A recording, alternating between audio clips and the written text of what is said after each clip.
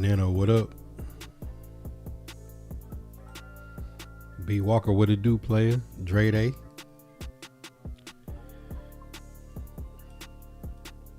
Hope y'all having a blessed Sunday.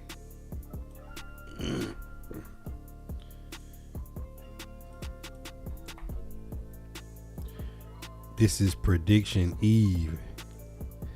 Tomorrow is a new year of the NFL, day one. People can officially start tampering. Say, appreciate you getting on, bro. Just had a bad disagreement with the lady.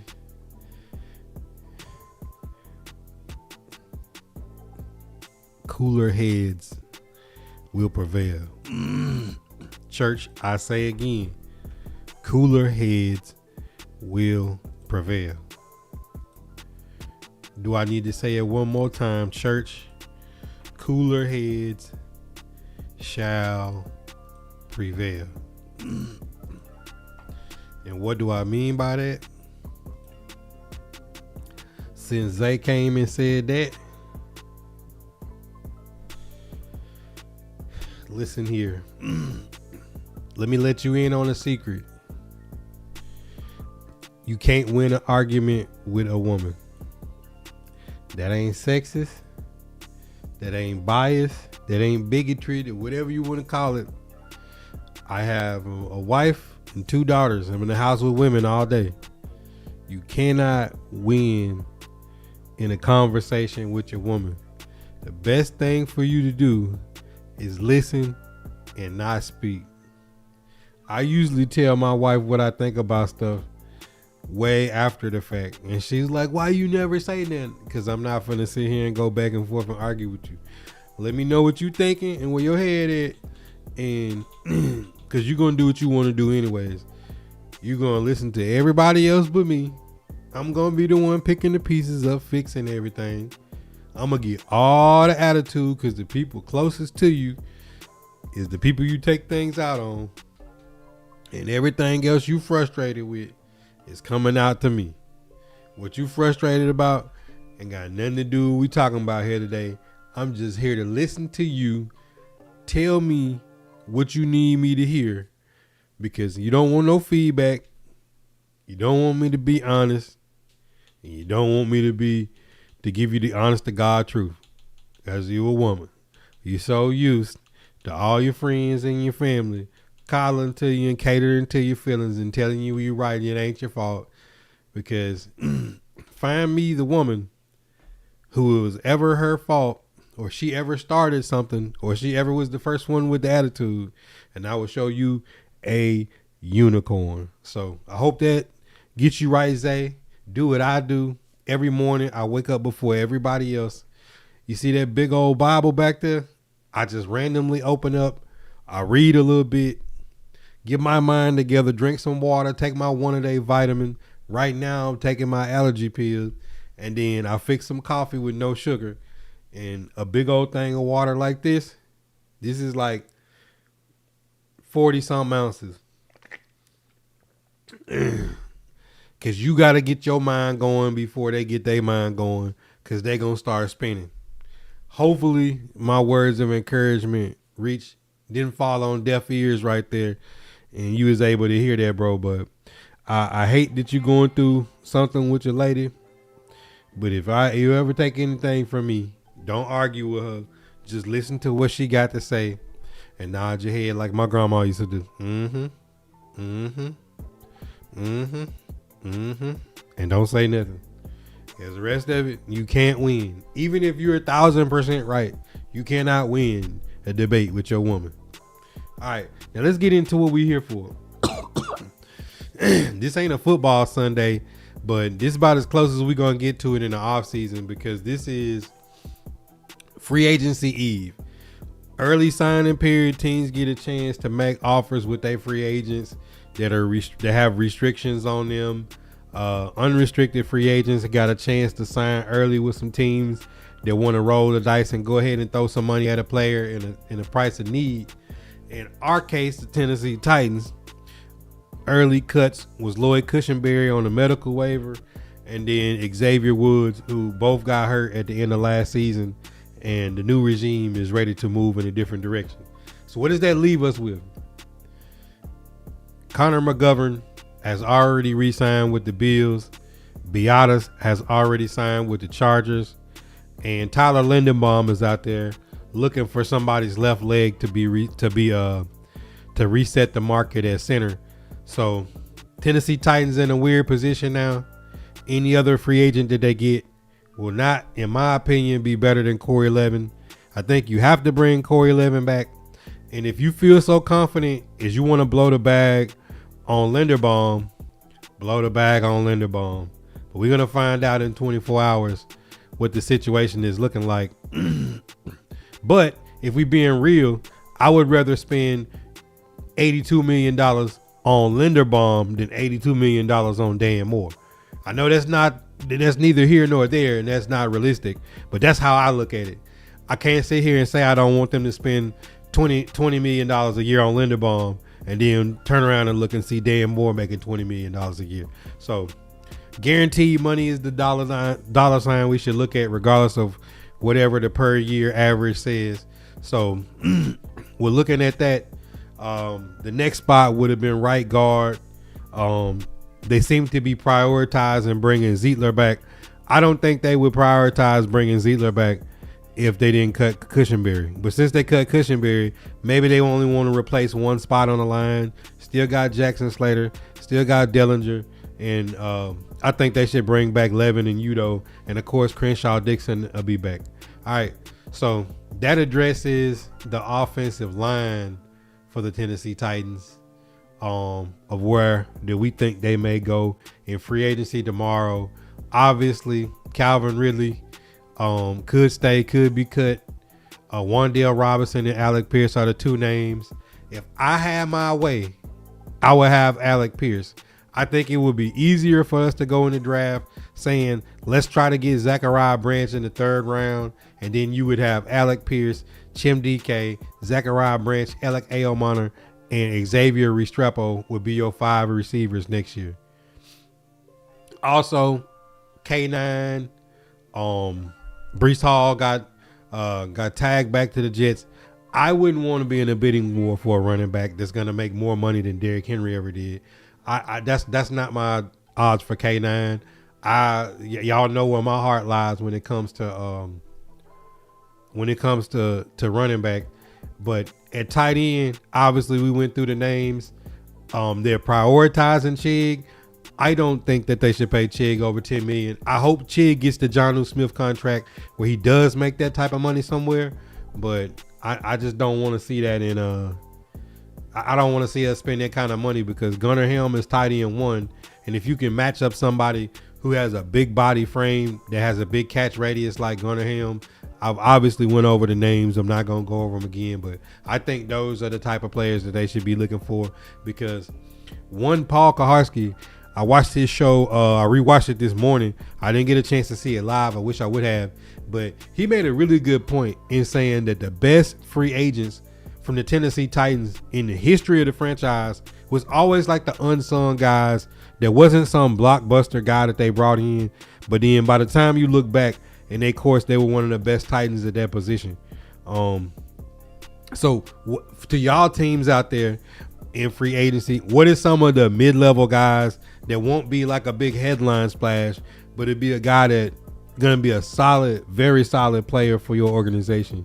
Y'all can drop that in the chat. Mr. Bad Take, B. Walker said them dogs. So,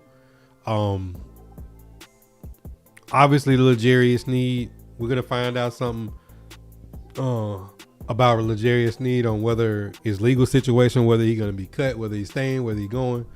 But Tennessee Titans, very thin at corner. And we do expect John Franklin Myers to be the signee to play right here, the other D tackle spot. Here the Eagles is shopping Jalen Carter. That's going to be an expensive shop. But what I really wanted to get into it today with y'all was this first round draft order.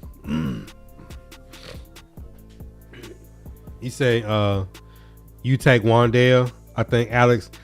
My only problem with the Wandale situation is if you're talking 15 to 18 million for Wandale, put Wandale in the slot, and then we going from there. We looking for a dunker in the draft. But if you think about it, what if the Titans are in a position where they wind up taking Carnell Tate in the first? Alec Pierce already today is what you hope that Carnell Tate is going to turn into. So if you're not overpaying for Alec Pierce, if you could have got Alec Pierce for the 25 or less, I take Alec Pierce. I know it's a stretch of him leaving Indy and coming to Nashville, but if you just wanted a 6'3", 200-pound dunker, I mean, Alec Pierce is already today what you hope Carnell Tate is, or any other, or Chris Brazel, or Jacoby Lane, Bell. You hope they 1,000 yards receiving on 40 catches. You know what I'm saying? Like, so I would personally, for the makeup of the team and the ability to change, to do something different in the draft, you can get a twitchy guy in the draft later than you can a dunker. The dunkers are going to go early. So within, I say, the first 60 picks. So in my mind, I'm saying if I had to pick between the two, I would take Alec Pierce. But I'm not tripping if we get one. I just don't, some people been floating rumors of $25 million. I do not want to spend $25 million on one deal. And that was my reason in Dre Day, is I didn't want to spend $25 million on one deal. I wanted to get him where we ain't paying the bad team tax. All right. So this is something that I thought about. Obviously Mendoza's going to the Raiders, and then the Jets are at 2, Cardinals are at 3, Titans at 4, right? We know how the draft order looks. And we've seen the Chiefs now have 2 first-round picks at 9 and 29. The Raiders now have 1 and 14 from the Ravens. The Jets has got 2 and 16. Cowboys got 12 and 20. Rams did have 2 first rounds, but they traded their own first round, and they still have Atlanta's 13. So this is going to be very interesting. What potentially could the Titans get in a trade back? This is one of the scenarios that we haven't really got into, is if the Tennessee Titans mind was, we want Arvell Reese at 4 or nobody, because nobody really knows what these war rooms have. If you're the Titans and you want to trade out of 4, what's a realistic way, or what would you accept as a trade back? Me personally, I gotta get at least what the Browns got last year. Last year, Browns got the wonder trade. They traded from 2 to 5, and they picked up the Jaguars' first round pick next year, their first round pick this same year, stayed in the top 5, and then picked up multiple picks in day 2. So like, if we got something like that, or if one of these teams wanted to give up 2 firsts, you'd be hard pressed for me to say, if the Browns wanted to give us 6 and 24 for 4, I'd take it today. If the Chiefs wanted to give us 9 and 29 for 4, I'd take it today. If the Cowboys wanted to give us 12 and 20, I'd take it today. Because I still think you're going to get a very good pick with any of those teams that got 2 firsts. Now, the Jets is unrealistic because the Jets currently hold 2 and 16. They picking in front of us. So it's not like they're going to miss on their guy. But if I'm the Tennessee Titans, is there a team that has a player in a draft pick that we would take to give up 4? You know what I'm saying? Like think about some of the teams that's got people on the move. Obviously, Trey Hendrickson would be just somebody that you would just sign tomorrow if you could get him. But is there a team that's looking to trade a player in the first round that you wouldn't mind taking that player in the first, the way the Raiders did trade in Max Crosby and getting the 2 firsts for him?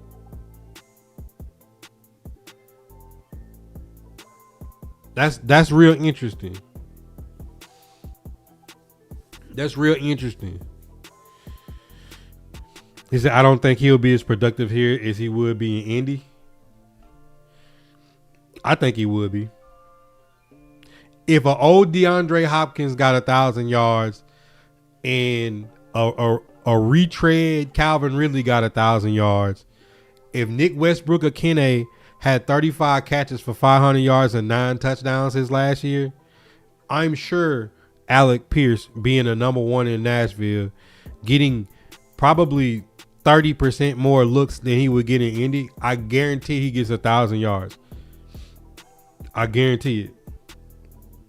I want the Browns to trade down a bit and get 3 first-round picks this year. Greedy, CLE. Y'all already got 6 and 24, bro. Like, y'all kind of stacked up there. But I understand the logic and the thought process. Who do you want with your team's first-round picks? We give up 4. You give up 3 first-round picks or 2 first or a second. That's asking too. That's not realistic. If any of these teams that have 2 first-round picks was to give up their 2 first for number 4, that would make sense. But that's kind of heavy-handed. I wouldn't see the Browns giving us number 24 in the first round to move up 2 spots. Now, the Cowboys going from 12 to 4 and giving up number 20 would make more sense. Or the Chiefs giving up 9 and 29 to come up to 4 if they really wanted Jeremiah Love, or if there was somebody they just had was just dying to have. Because if the Titans was to trade back with the Browns at 6, even if Arvell Reese, Ruben Bain, David Bailey, and Jeremiah Love all came off the board before we got the pick again, like, bro, I really still think in that case, then Sonny Styles, or you taking the best corner, or Caleb Downs, like, you just getting best player available and you still get to pick at 24. If it's the Chiefs and Caleb Downs and Sonny Styles is off the board, then you go get Mansour Delane and you still pick again at 29 and you pick again at 35. You know, if the Titans is trading back out of 4, they're already picking 4 times in the top 100. They're going to pick 5 times in the top 100 and potentially have a first or second rounder next year. But it's got to be realistic. Like, we can't be thinking we're going to get all that. Corey say definitely taking all 4. Definitely taking all 4. 2 times. Hap, what up? John, what's going on? Teams tossing them first round picks fast. I mean, the Colts sent 2 first rounds for Sauce Gardner. And you just seen the Raiders trade with the Ravens and get 2 first rounds. But you got to ask yourself, these teams that are trading still have to pick good players with those extra picks. Unless you do what the Bears did, which is they got Caleb Williams, they got Luther Burden, they got a bunch of people with them draft picks, and they got DJ Moore. Then they traded DJ Moore to the Bills for a second. So the Bears is still eating off of a big trade like that. So, Browns is still eating off of it. Browns got 2 first round picks this year. So it's like, if you do trade with somebody and get those multiple, you just got to cash in. Like the Ravens gave up 2 first rounds for Max Crosby. If the Raiders pick at 14 and the first round pick next year is not a player better than Max Crosby or somebody on the road to being a Pro Bowler, then as much as that helps you as a building team, you're still wasting the picks. Because you can have 1,000 first round draft picks. It doesn't guarantee you're going to pick a good player. Because Max Crosby, if I remember, was a 4th round pick. Y'all might trade y'all pick. I doubt it. Because y'all need more blue chip players. Chiefs have to trade 3 first to move up the Cowboys. 2 first and a second. You really think the Chiefs have to trade more than 9 and 29 to get to 4? 5 spots. They're already in the top 10. Like, I don't see that. Like, that's already a lot, bro. If any of these teams right here are giving up 2 first round picks to move to the Titans 4, the Browns is moving 2 spots, the Chiefs is moving 5, the Cowboys is moving 8 spots. That's not a lot of spots to be moving to feel like you gotta give up more than 2 first. He said all O-line and receiver. I don't want to see anything but those positions drafted this year. I would like to see the Bengals get Ruben Bain. How? How are the Bengals going to get Ruben Bain at 10? I don't see it. Last year, the Bengals took Shamar and didn't pay him. They couldn't work out a contract. proven commodities is the wave. But if you're a rebuilding team, you just gotta hope that your front office don't blow those picks. You know what I'm saying, Corey?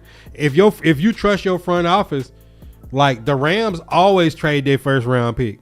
So it's not surprised the Rams traded. Like the Rams trade is a solid trade. I got 2 first round picks and I traded number 29 for a Pro Bowl cornerback. I just solved my problems at cornerback for 4 years. And they brought Cam Curl back. So like in the Rams situation, the Rams is a team that got money because Puka Nacua is still on the rookie deal. He said best available this year, especially on defense. Titans need best available though. We need good players. Even when it comes to free agency, like you can spend a lot of money on a player with a name or a player that's supposed to be good. You just really need a bunch of players that are good fits. I mean, look at the Patriots. Nobody wanted Stephon Diggs and they got him. Spillane, Jack Gibbons, Harold Landry, Mac Hollins. The guys that were contributors in free agency for the Patriots weren't guys that were highly touted. They just got guys that fit. I think your front office got to do a good job of putting people that fit in free agency and in the draft. If I want the Jets pick for the next following year, no quarterback plan, they would have number 1 pick in 27 in the crazy way. The Jets absolutely do have a quarterback plan, and I said it out. If I was the Jets, I would. if I'm the Jets, I trade back with somebody now, and I trade my lowest first round pick for Mac Jones.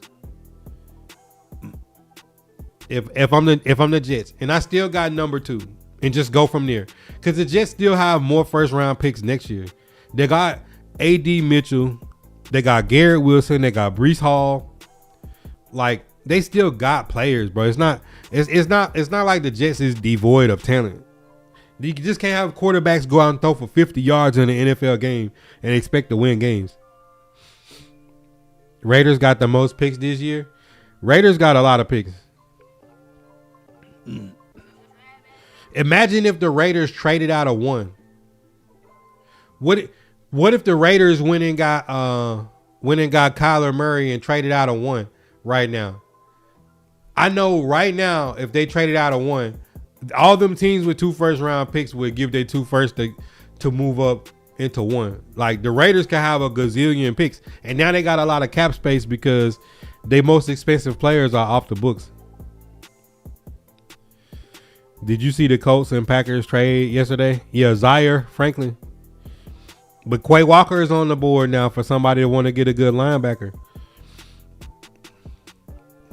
Yeah, Bain ain't getting the 10. Mendoza going to be the Raiders for sure. I think so. Caleb Downs at number 10 to 60. I don't think Caleb Downs gets the 10. Like, to me, it's Mendoza, Reese, Bain, Bailey, Jeremiah Love, Carnell Tate, Caleb Downs, and like probably Sonny Styles at the bottom of that. I think if a team really needed Mansour Delane or somebody wanted to get one of those offensive tackles like Maui Noah or Fanu is the only people I would be surprised to jump in the top 10.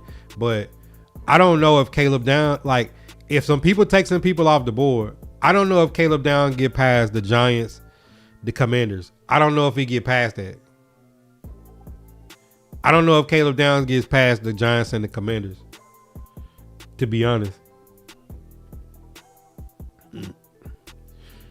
What I think about Roger coming back, I don't see it. I mean, they already decided he wasn't a good fit in the nickel. I think they got their eyes on somebody to play the nickel in the draft, honestly, because just listening with my ear out, I can't confirm that they're going to move Kevin Winston to the box. So if Kevin Winston's still playing deep, I don't see the need in Roger coming back, because they want people that got size and height and speed. Roger just having them short arms, just like, you remember the Jaguar game in the rain where Roger jumped like 10 feet in the air and the ball still went over his head? You know what I'm saying? Like, they want size and speed. Talking about the coach. With Titans coaching staff, probably the only year where the players might want to play in Nashville. And 2 times. I appreciate you saying that. And that's why I've been saying I don't think we got to pay the bad team tax. Defensive players want to play with Robert Saleh. Offensive players want to play with Brian Daboll. Defensive linemen want to play with White Cotton. So when the Titans ain't the Titans from the last couple years, far as if I'm a wide receiver and I'm T. Higgins and I don't want to go play, if T. Higgins was with Brian Callahan and didn't want to be the highest paid receiver in the league to come to Nashville, that should tell you something that no offensive players are really want to get to Nashville. But some people is excited about Cam Ward with Daboll. Now you put Daboll over there. That's when the Wan'Dale Robinson connection is there. That's when Alec Pierce might be like, I know Daboll can get me the ball. You see what I'm saying? Like, you got competent people out there. Then on defense, if you play in a 4-3 scheme, and like we know like 10 coaches changed hands this year. If you was in a 4-3 scheme and your new coach is going to run a 3-3-5 or some different variation set, just like Jermaine Johnson coming, we don't get Jermaine Johnson if Saleh's not here. But when you look at those situations, like we sent Tavondre Sweat to the Jets because we not going to run a nose tackle. We're going to have two physical attacking style interior linemen like Jeffrey Simmons and hopefully John Franklin Myers signing tomorrow. But when the schemes change, players want to go play where if I'm a tall nickel or I'm Tariq Woolen and Deshaun Wright or Josh Williams, if I'm any of the corners that the Titans is looking at or safeties or linebackers, I'm now thinking like I'm finna play in Saleh's defense and I'm familiar with how that's gonna work. You know what I'm saying? Like if I'm a bigger defensive end, I want to go play with Saleh because he's gonna run a 4-man front, not a 3-man. So you are right 2 times. Like this is one of the only times in recent memory where I feel like players would want to come play in the system that we in. Like when Vrabel first came to the Titans and we got Logan Ryan and Mac Bees, like a lot of players was coming to play with Vrabel. And you seen that this past year in New England.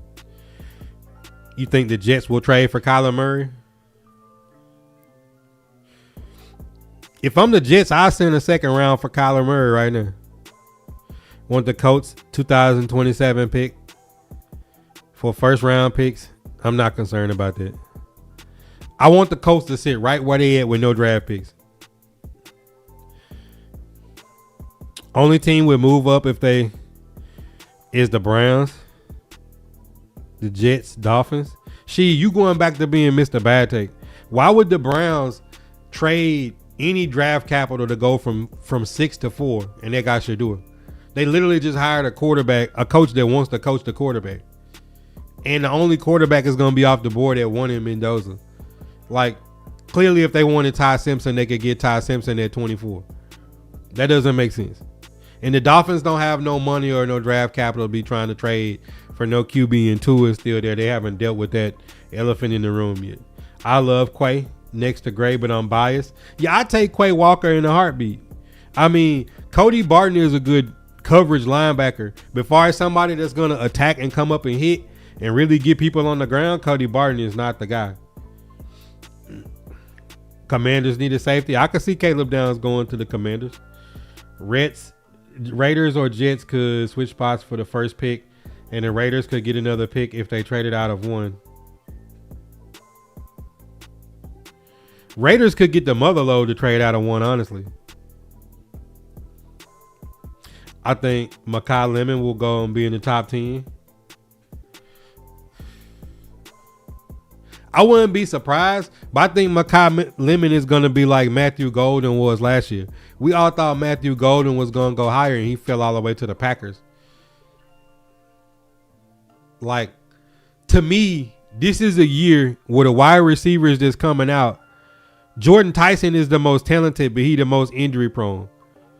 I still feel like the receivers at the bottom of the 1st and the 2nd is going to be better receivers than, like, if you take Carnell Tate, Makai Lemon, and Jordan Tyson, and then you get to the bottom of the 1st and you saying you got Brazel, Jeremy Bernard, Casey Concepcion, Denzel Boston, Zachariah Branch, them Indiana boy, like, I still think the guys in the second round is going to be the dogs at receiver this year. I'm not crazy about spending the first round pick on receiver this particular year. I think Carnell Taylor be solid in the right system, but here's the difference. If the Titans was picking fourth and Jeremiah Smith was coming out, I would be doing a backflip to get Jeremiah Smith at 4. But Carnell Tate don't make me jump like that. Do the Titans go after Diggs? Hell no. Not a chance. Diggs got to go to a very established team with an established coach and an established quarterback and everything already set. He can't come nobody rebuilding.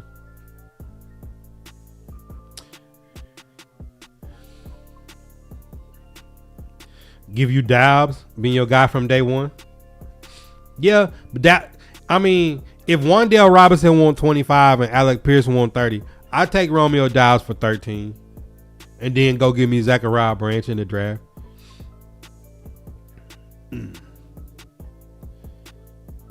Diego Pavia is CFL.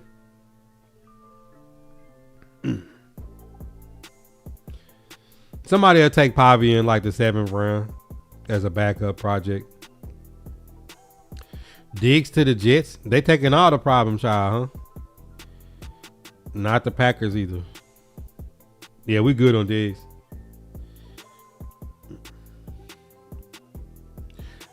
Kyler is like, they've let him know they're gonna release him. They're still searching for a trade. If they get to March 18th, they're gonna have to eat an extra $18 million. But here's the deal: if I'm the Cardinals and I think I can get a draft pick out of the paying $18 million, I'll pay him $18 million to get the draft pick. I don't want to cut him, burn $36 million, and then somebody pick him up for league minimum, and we get nothing, and they get nothing back. So if I'm the Cardinals, like, Kyler Murray is the most talented quarterback in this free agent pool. To me, he's more talented than Mac Jones. He's more talented than Daniel Jones. He's more talented than Malik Willis. Like, more talented than Geno Smith. Like, just talent, just pure talent. He's the most talented in this free agent pool. So it's some teams that might have to draft a QB they don't want, or get or sign a veteran that they don't want. And Kyler Murray is still going to be more talented. There's no guarantee that whoever starts for quarterback for the Cardinals next year is going to be a better quarterback talent-wise than Kyler Murray. So if I'm the Cardinals, I just pay and sit and just come into the year saying, like, I'm going to find a trade partner before it's all over with. Cleveland is not trading up. They got 6-24. They're in a perfect situation. Big Jeff, what do you do? I can see the Bengals signing Franklin Myers. No, John Franklin Myers is coming to the Titans. I'm sorry to inform you. He's going to play next to Jeffrey Simmons. And he's going to have Femi Oladejo and Jermaine Johnson on the edge. I'm sorry. That, my friend John, we're going to have to fight you for. Brazel could go first round. Reason why I say that, he one of the only Tennessee receivers that I've seen that can run routes. Like, Jalen Hyatt was a burner, but he couldn't run routes. He couldn't even run routes in the combine stuff. Chris Brazel can run routes, and he's 6'5". I think Chris Brazel is going to be like George Pickens. If he falls to the second, somebody going to get a steal in Brazel in the second. My personal opinion. Rabbit, what up?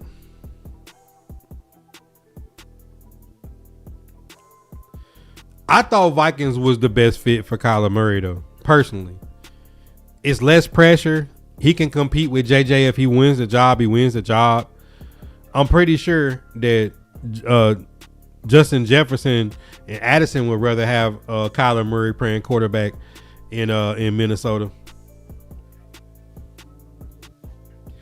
I would, on a lot of my mocks, I had him at 35, Corey.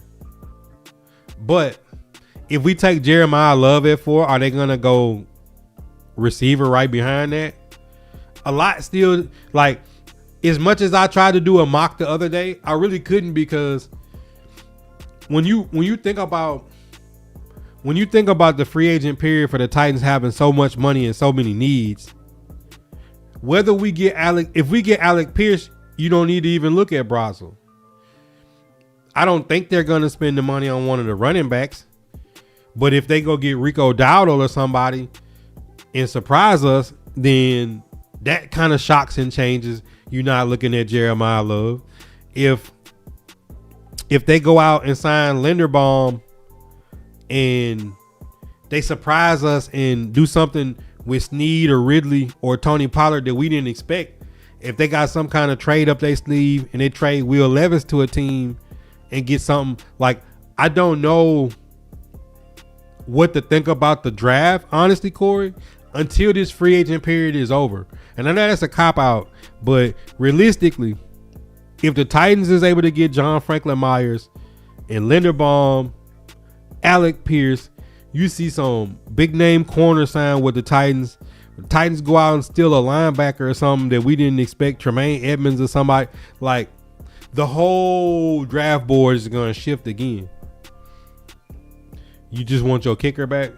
Oh, Jeff, who y'all wanted at 12 and 20? Y'all wanted y'all wanted the many teams this year that got 2 first round picks.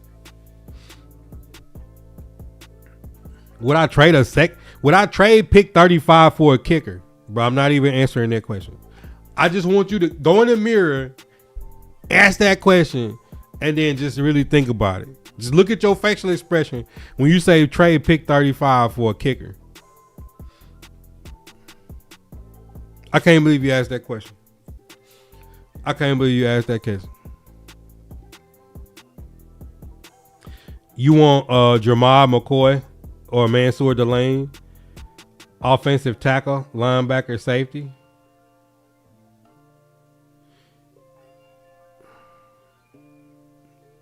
I heard the Eagles is shopping Jalen Carter because they gave whatchamacallit all the money.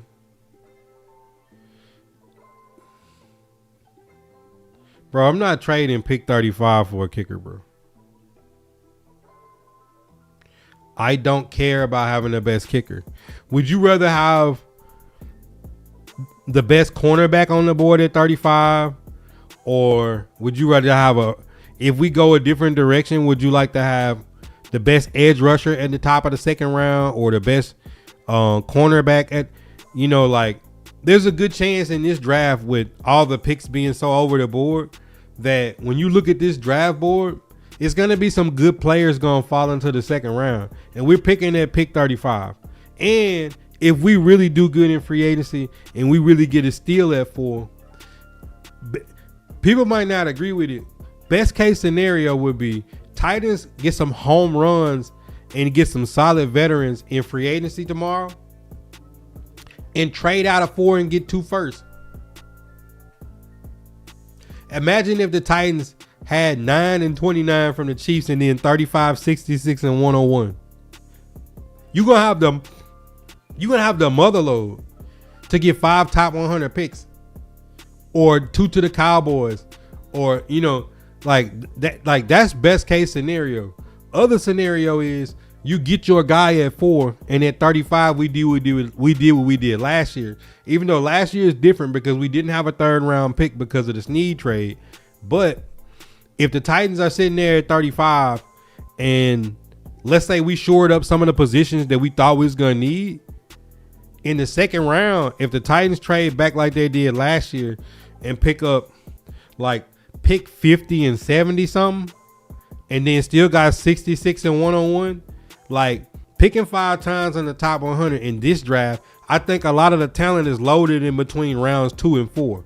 I think you got a lot of good players going to be in round 2 through 4. So it's a good chance, considering what the Titans did last year, the first day of day 3, DK, A.O. Marner, and Gunnar Helm, like it could be a really good situation for the Titans when they start shoring up some of the holes. Because what they do tomorrow is going to set the board. It's going to reset the board for the draft board. Because until the pen hit the paper, we don't know that somebody's guaranteed to be somewhere. Man, if somebody trade a second for a kicker, I'm gonna walk to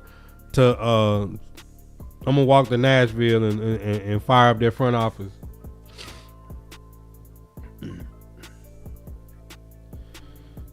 I don't think Aubrey want to leave Dallas. That's the main thing, Hap.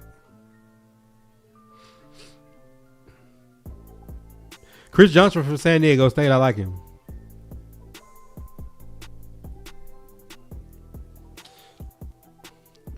That's what Jerry do though, Hap. He's a person that's gonna do business with everybody. Even if he want to pay Aubrey and Aubrey want to pay, he gonna see what the exact market for Aubrey is.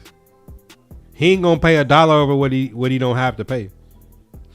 We can be good real quick, but I'll reiterate what I seen PK say in his pod yesterday was the best Titan free agents of all time was not the headline guys. It was the guys that came in and was just solid players for a long time that you didn't really think of when we picked them up. Like, people would not be excited about Corey Levin, Oli Udoh, Darrell Baker Jr., like some of those type of guys, you know, but those are going to be the guys that are good depth pieces that if the Titans' worst cornerback is Darrell Baker Jr., we got a good looking set of corners. You know what I'm saying? Like, we need the worst guy in the group to be with we had to start Van Jefferson and Mason Kinsey. If Van Jefferson was like wide receiver 6 on this roster, I'd be happy. You know what I'm saying? Like the Nick Westbrooks, the Van Jeffersons, those guys need to be the bottom of our roster. For such a long time, we've had guys that are basically depth guys playing as like number 1 starting roles. And that's why we've been 3-14 back-to-back years. I think y'all actually might get Hendrickson. I wanted Hendrickson, but realistically, me being honest, when y'all freed up a lot of money and the rumors was that y'all did go after Max Crosby, I can see Hendrickson wanting to go to Dallas more than wanting to go to Nashville. See, I'm an honest fan. I'm unbiased, bro. I'm the most unbiased person that y'all gonna catch in media. I can say that. I can see a person like Hendrickson being a veteran, like 31 years old, saying, I'm gonna go. Only thing that would make a free agent come to Nashville right now is Robert Saleh. I think Robert Saleh, like Jermaine Johnson and John Franklin Myers, maybe one or two of those corners I mentioned. You might get a linebacker that might come play for Saleh because they loved it. That if he could sign a linebacker and say, you're going to be Fred Warner. You know what I'm saying? Like, it's something like that can be enticing.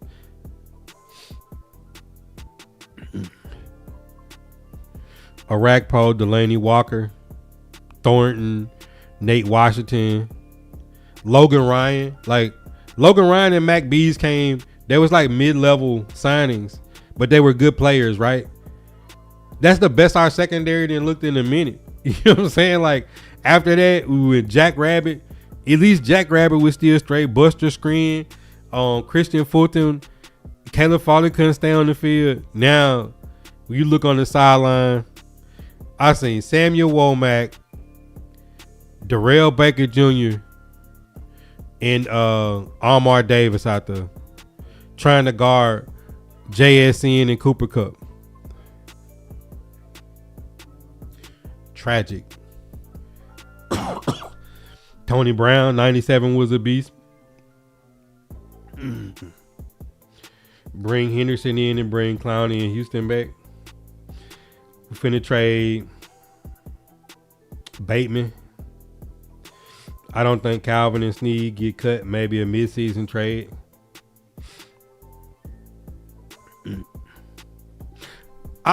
I don't expect Snead to be back. But I'll say this about Red. Let's say we get priced out in the market and Alec Pierce want to make 30 and Wandale want 25. And we can't get Romeo Doubs. And we go into the draft and best player available don't have us picking wide receiver and to pick 101. In that situation, you might be better served to just like let Ridley kind of ride it out for a little bit and see if he can't get some of that back. Only because like you don't want to cut him, lose the money, and then go overspend somewhere, and then the guy you bring in not be productive, then you lost twice. But I don't see nobody trading for Snead or Ridley at any point either way, or Tony Pollard. Valentino. Eagles won 2 firsts. AJ is wild. No, I heard they won a first and a second. But what's wild about getting 2 firsts for AJ? If Sauce Gardner got 2 firsts, why wouldn't you give 2 firsts for AJ Brown?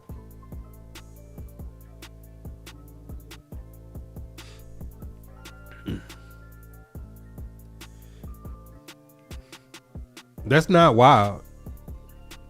Y'all just got lucky and the Steelers was dumb and let y'all get George Pickens for a second. Now, think about it.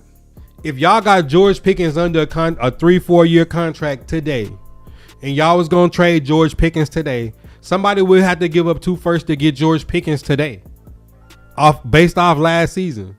So like that's not wild. You know what I'm saying? The Steelers just didn't have no leverage. The Jags mess up the what? Not actually. I heard they shipping Brian Thomas Jr. Here's the question: How much do the Jags want for Brian Thomas Jr.?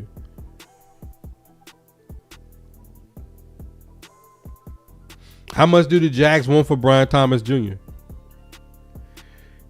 Because if they on the outs with him, might sound crazy. If Alec Pierce want 30 and Wandale want 25, I'll give up a second round pick. I'll give up number 35 for Brian Thomas. I'm not trading 2 firsts for a wide receiver. But Jeff, that's not making sense. It'd be different if you said, I'm not trading 2 firsts for a wide receiver coming off an injury. His down year is just the offensive coordinator and the quarterback couldn't get him the ball. It wasn't like AJ Brown wasn't open or he was injured.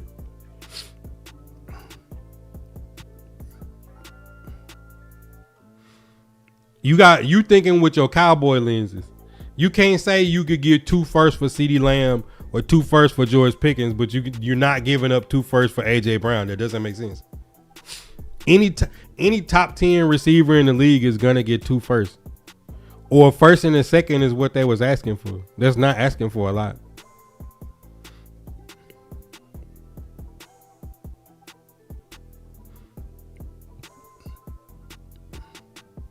I mean, the Eagles gave us a first and third for AJ, and then turned around and went to the Super Bowl the next year.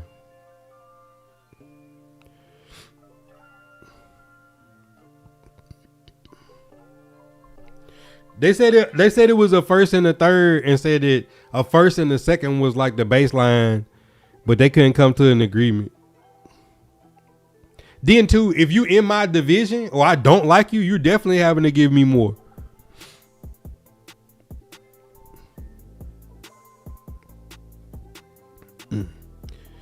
If Brian Thomas get traded before AJ Brown, the Eagles will lose value trading on AJ. No, they won't. Because the teams that want him, and the teams that don't. Rumor has it the Titans been trying to find a trade partner for Snead, but haven't been able to because of injuries. Duh. I mean, if you was a team, would you trade for L'Jarius Snead? This dude might. I mean, his legal situation haven't even been cleared up. But this is going to be one of the more interesting drafts I've seen. I mean, the Raiders got 1-14. Jets got 2-16. It's 2 teams they're going to pick in the first half of the first round. The Browns is picking 6-24. The Chiefs is picking 9-29. And the Cowboys is picking 12-20. What do y'all think the odds is that all those teams actually spends their 2 first round picks? Because the Rams was the first team to get rid of theirs. Like, I think that's a dub for the Rams. Having 2 first round picks and trading number 29 for McDuffie is crazy. You know what I'm saying? And still having pick 13. Like, they're still going to get a very, very, very, very, very good player if they stay at 13. Like, that's nuts to me. That's nuts to me.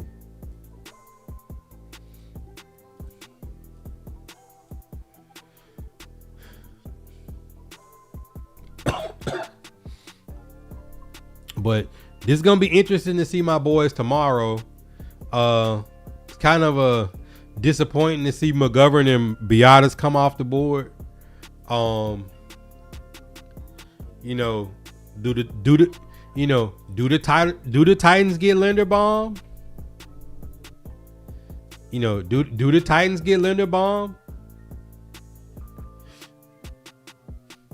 Do the Titans cut Calvin Ridley and add Alec Pierce?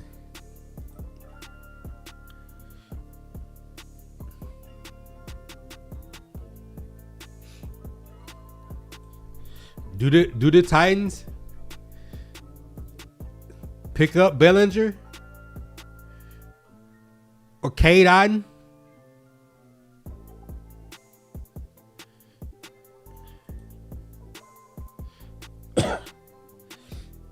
Gonna be very crazy to see, you know, or is that gonna be no Alec Pierce?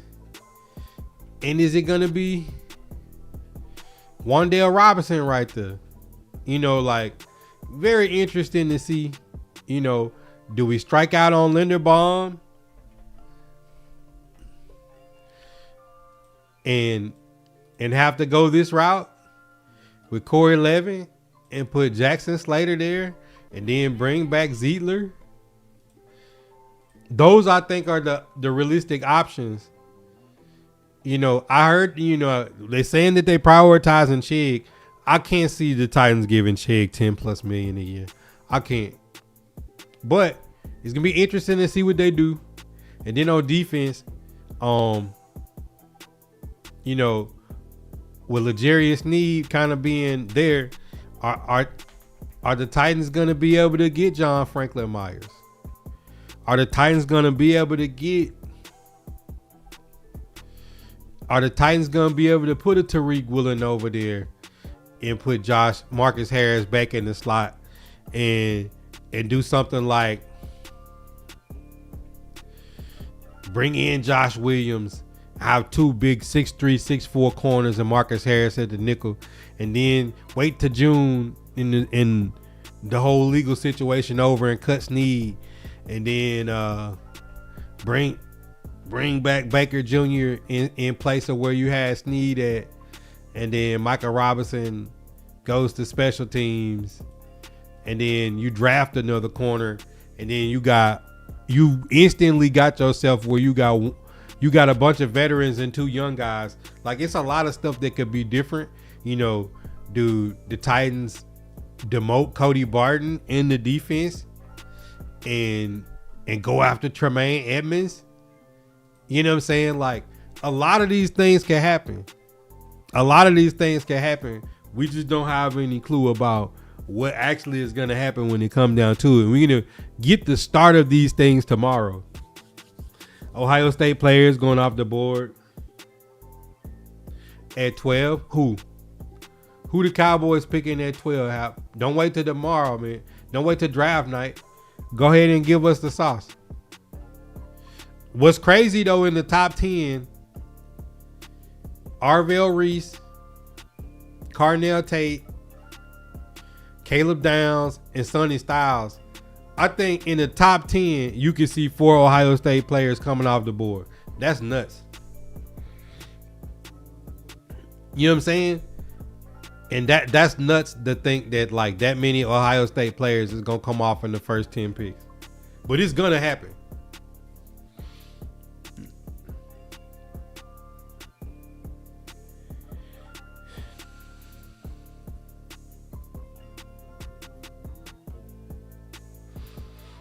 Yeah, I can see. Now I can see that if some way they didn't cut Sneed and Sneed was still rehabbing, and we was getting to the bye, I could see a team sending like a 6th round pick or something for Sneed, but nothing really more higher than that.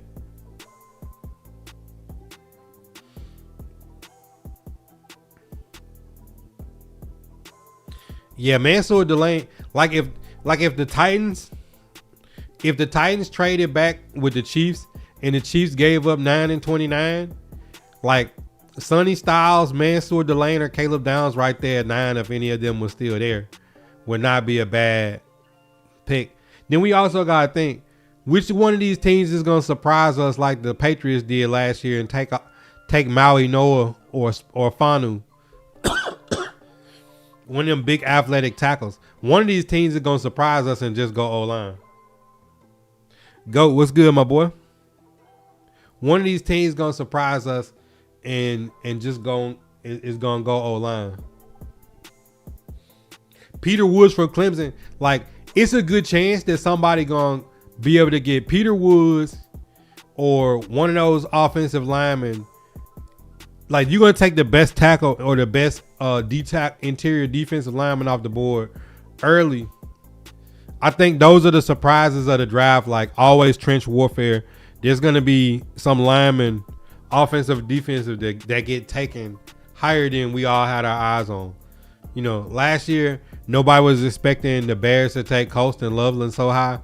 I think Kenyon Sadiq being like one of the fastest tight end ever, I think might surprise somebody. One of these teams might take Kenyon Sadiq really high. Bengals got to go O-line. They spent edge first round last year. What's today's math? Man, tomorrow is the first day official NFL year. So like the early signings has restarted. So now we looking at all the teams that got multiple first round picks in the draft order, which I know you're not a big NFL guy, GOAT, but the Jets got pick number 2 and pick 16. The Raiders got 1 and 14. The Browns got 6 and 24. The Chiefs got 9 and 29. Cowboys got 12 and 20. So you got a lot of teams that got multiple first round picks. And tomorrow, teams can start signing players to their new roster and start seeing, once that happens, the big name players start going to teams and signing tomorrow that have restrictions. Now it's going to be like, oh, the draft board is going to change because, okay, this team filled cornerback. They don't need a cornerback no more. They're not drafting cornerback. Or this team needed a receiver. Obviously, they got a big receiver in the free agency, so they're not going after a receiver in the top 10 or top 15. So it's like the whole draft board changed based on tomorrow. Ravens, Joe, what's good? Man, Max Crosby to the Ravens. Can the Raiders make good enough picks and do good enough in free agency to make up for losing Max Crosby? Find out next time on Dragons RZ. I've been locking in on it more lately because there's a lot of crazy decision making. Yeah, I mean, the decision making this is hands down the craziest offseason I've ever seen. We had the longest tenured coaches. Mike Tomlin, 20 years, fired. Not fired, stepped down. You know, John Harbaugh, 19 years on the Ravens, now on the Giants. You got McDermott, 10 years in Buffalo, you know, let go in Buffalo. You know, all these teams, from the Raiders getting rid of Pete Carroll, to Gannon being gone, and Cardinals, Titans with Callahan, you know, Daboll getting fired in New York. Now Daboll's in Nashville. Then you got Denard Wilson let go in Tennessee at defensive coordinator. Now he's in New York. You know, like the Browns, Stefanski, coach fired. Now he's on the Falcons. Falcons traded their first round pick last year for the James Pierce Jr. Wind up being their best edge rusher in the draft. Then got a domestic and can't play. So the Falcons don't have him or their first round pick. And they got, you know, Browns get one of the coaches from the Ravens. And then the Commanders clean house. So you got Quinn out there going to need a new OC, new DC. You know, it's like so much is changing hands in the NFL with all these new coaches and players on the move. I've never seen a year where as many coaches and players is playing musical chairs, and for it to be a year where the Raiders, the Jets, the Browns, the Chiefs, and the Cowboys, before it was the Rams, all have 2 first round picks. It's just crazy to see how this draft board is going to go out.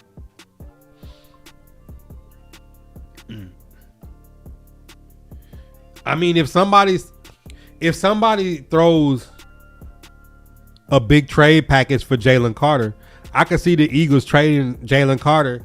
And because so many of these teams have weird needs, what if the Eagles trade Jalen Carter, get a bunch of draft picks, and then do what they did a couple years ago when they got Mitchell and Cooper DeJean. Just like go attack the position. Like, what if the Eagles traded Carter and then Peter Woods fell to them at 23? Or they took Lee Hunter in the second round from Texas Tech? You're going to be sitting there like this, like, they just got rid of Jalen Carter and added Peter Woods or Lee Hunter. What's the difference? You know what I'm saying? Like, and they got more draft picks. Cause they can't pay both of their D linemen. You can't pay them both. Like, you couldn't pay Fletcher Cox and Hargraves. You might have a year where they intertwine, but you can't have two highest paid D tackles in the league.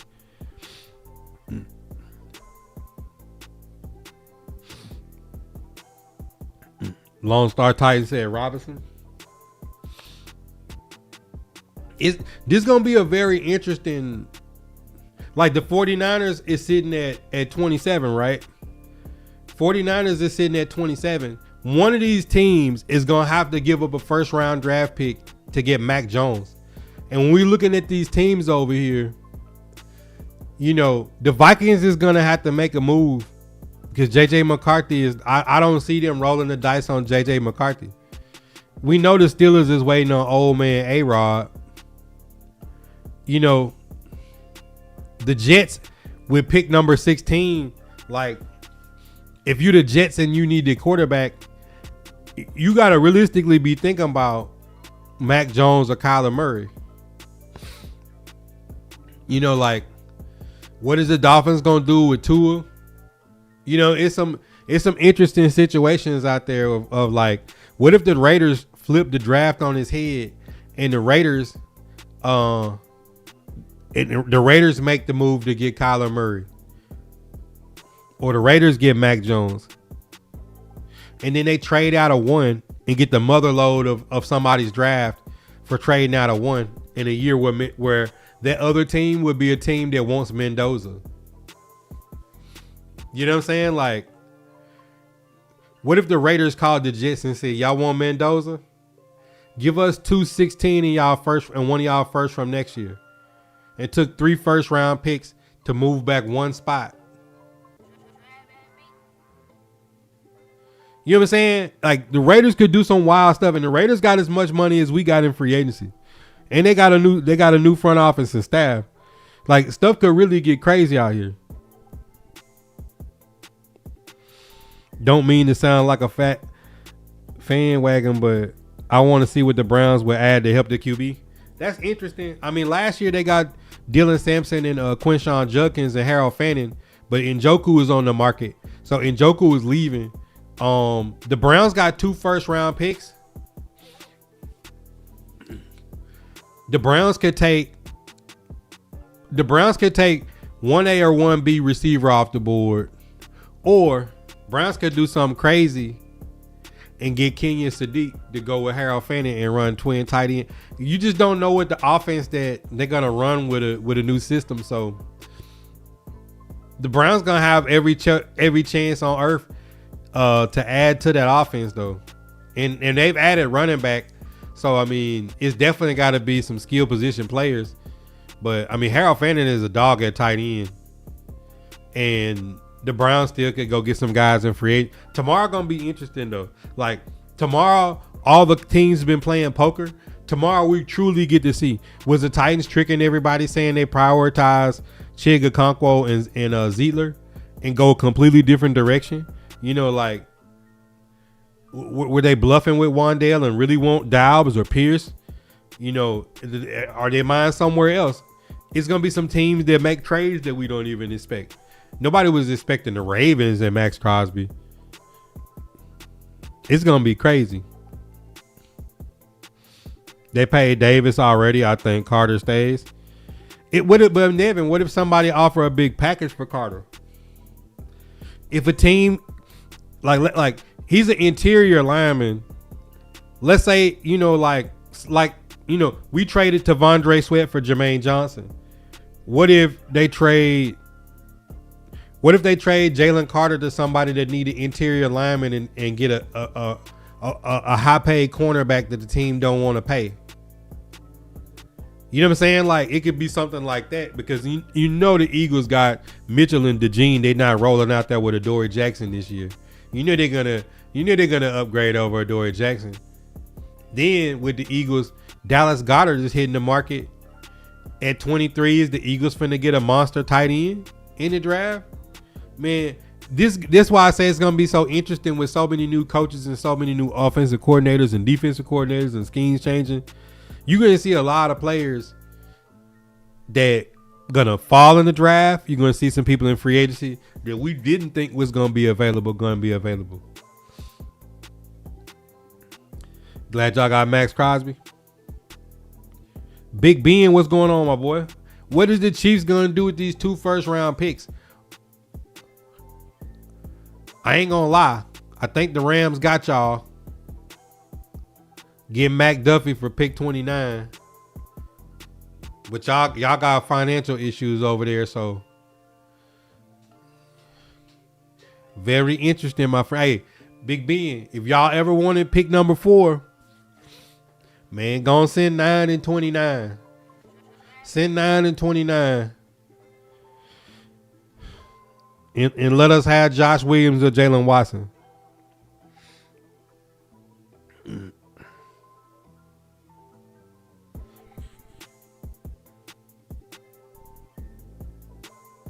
Saints just need to add who not in the party and can stay off Bourbon Street. They might lose Alontae Taylor. They already lost Shaheed. Think Cam Hayward is done. They lost Lattimore last year. But I like Kellen Moore, though. I think Kellen Moore put it together. Seahawks need to re-sign Walker and Linderbaum. Y'all ain't, bro, never. That's just unrealistic. Linderbaum is going to reset the market at center, and K9 is going to be looking for like $15 million. No, sir. They about to lose Jamel Dean and Blankenship. Dean to Dallas. What you think? Dean is a dog. Like, you got Woolen, you got Job, you got Alontae Taylor, you got Watson, you got Nashawn Wright. It's a lot of corners that got big names that people are looking at. Jamel Dean at corner, you're good if you get him in free agency. Nano, what up? Dre Day.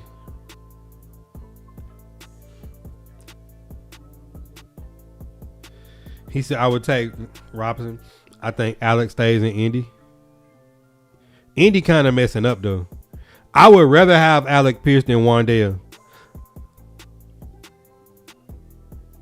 Because if you spend a first or a second round pick drafting a dunker, it's no guarantee they're going to be better than Alec Pierce.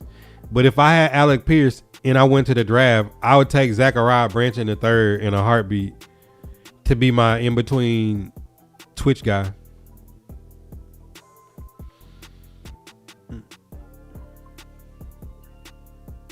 Y'all couldn't keep him, Big Ben. Get your hopes high. Nah, your hopes don't need to get high. Y'all already got y'all Super Bowl, man. Stop being greedy. Cowboys, Mike said get a first round cornerback. If Mansour Delane is on the board at 12 for y'all,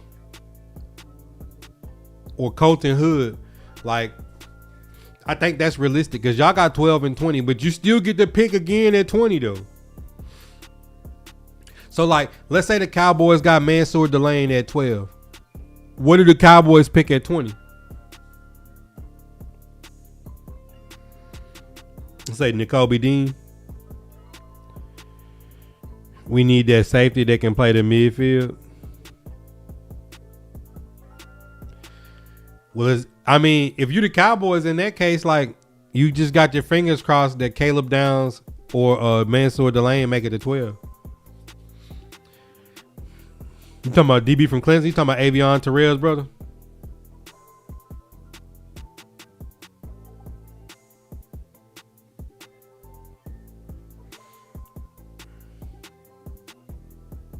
He a dog. It's a lot of good corners though. I mean, you got McCoy, Mansour Delane, you got Colton Hood, you got Will Lee, you got Chris Johnson, you got Keontae Scott, Dalen Everett. I really like Keontae Scott and Dalen Everett for how the Titans play. For what the Titans is looking for, like Dalen Everett or Keontae Scott, even D'Angelo Pons, a true slot nickel corner. It's gonna be some good DBs that come out. I mean, Thieneman from Oregon is super fast. Zakee Wheatley. It's gonna be some good DBs that come out. Offensive tackle, linebacker, safety, end. Jerry said he's not picking no red, so I think McCoy out of there. They must not like what happened with Siobhan Revel last year. They took Revel last year because he was hurt, and then he just looked as stiff when he was out there.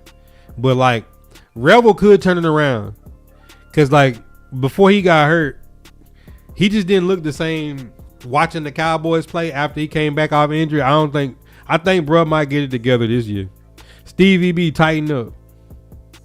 Sonny Styles first round and Brandon Cisse at 20. That's definitely not bad. Two very athletic defensive players. If Sonny Styles make it to 12 though. Best player available at 20, I think. I think Parker gonna turn Revel into a dog. I mean, he got the size and the athleticism. He just didn't look healthy last year when he came back. It's gonna, like, bro, I'm on record saying it's gonna be so many good players in rounds 2 through 5 that, like, I really feel like the players in the second round in this year's draft might outperform the first round draft picks.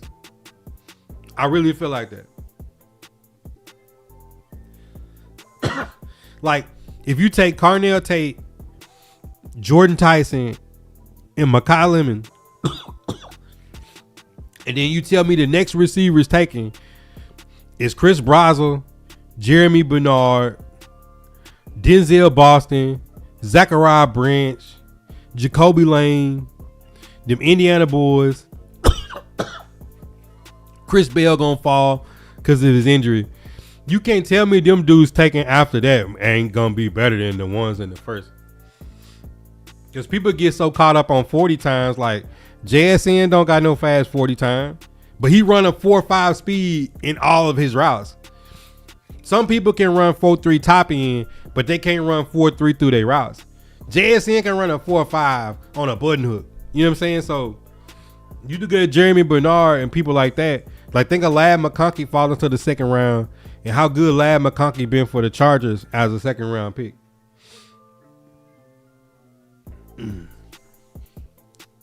Burrow now got Garrett, Crosby, and Watt 2 times a season. Bro might be in that walking boot again. Let me hit the Sprite.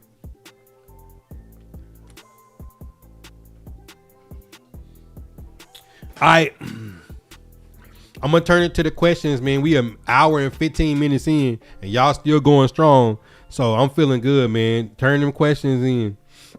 You think any team trades up to get in the top 10? We kind of went over it a little bit. Like, if a team was gonna trade up, it's got to be like the Chiefs, the Cowboys, because like the Jets and the Raiders are in pick 1 and 2, and then 14 and 16. They both picked 2 times in the first half of the first round. The Browns is at 6 and 24. The Browns really don't have no reason to trade up. So like the Rams traded their second first round pick to get McDuffie. They got no reason to trade up. The Buccaneers don't got no reason to trade up. The Dolphins can't trade up. The Bengals can't trade up. The Lions, like, there's no real teams in here. The Vikings, so many teams are in cap hell. Like the Lions and the Vikings in cap hell. The Steelers, I don't see a player that the Steelers would want to trade up to get into the top 10. The Eagles, the Chargers, the Bills just traded their second round pick to get DJ Moore. Like, now I'll say this. If the 49ers trade Mac Jones and truly get a first round pick for Mac Jones. The 49ers could be a team that could put themselves in position to move up to do something. But it's more realistic to me that one of these teams that got multiple first, or like the Raiders, Jets, Cards, like one of those teams to trade back into the first round if it's somebody they really need. But I'm a big proponent to say the second, third, and fourth round is going to have goons that I could see more movement in day 2 than day 1. Because I think like the movement is already kind of happening. Like the Rams have already sent their first round pick for McDuffie. The Ravens have already sent their first round pick for Max Crosby. And tomorrow is like day 1 of NFL season. So anybody that teams wanted to trade for, you might as well just try to get him in free agency tomorrow.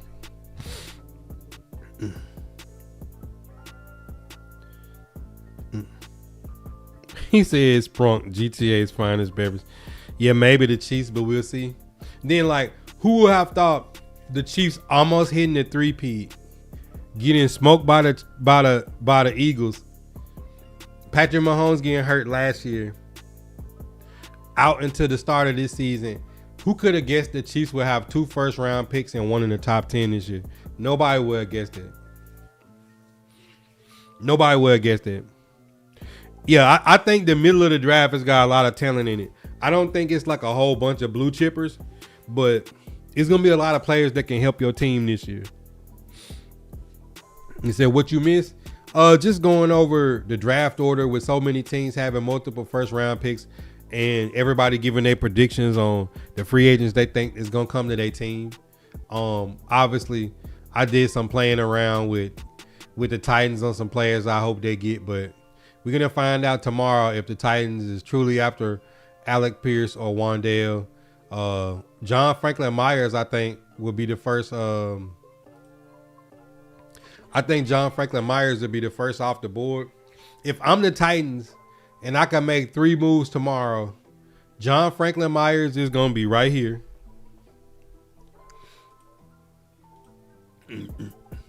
Then I'm going right over here.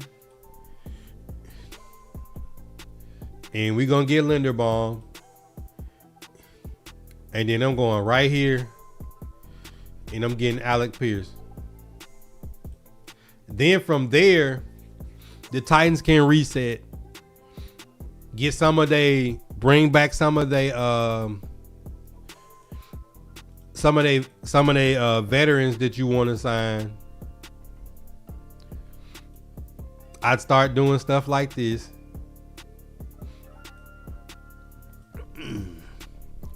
Just like glue guys that you want to be on your roster somewhere.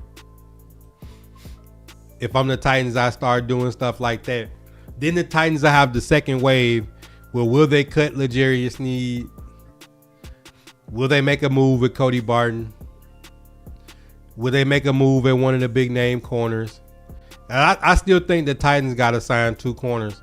Y'all know if I had my way, if I had my way, the Titans would do something like this. Because this wouldn't cost them too much. The Titans could do something like that and then draft the corner. You know, it's some things the Titans could do in these situations. And then if the Titans was able to set something up like this, then I'm cutting Tony Pollard and putting that $7 million back. And I'm putting Jeremiah Love right there. I'm trading Will Levis for a draft pick. And then I heard they looking at getting Mitch Trubisky as a backup.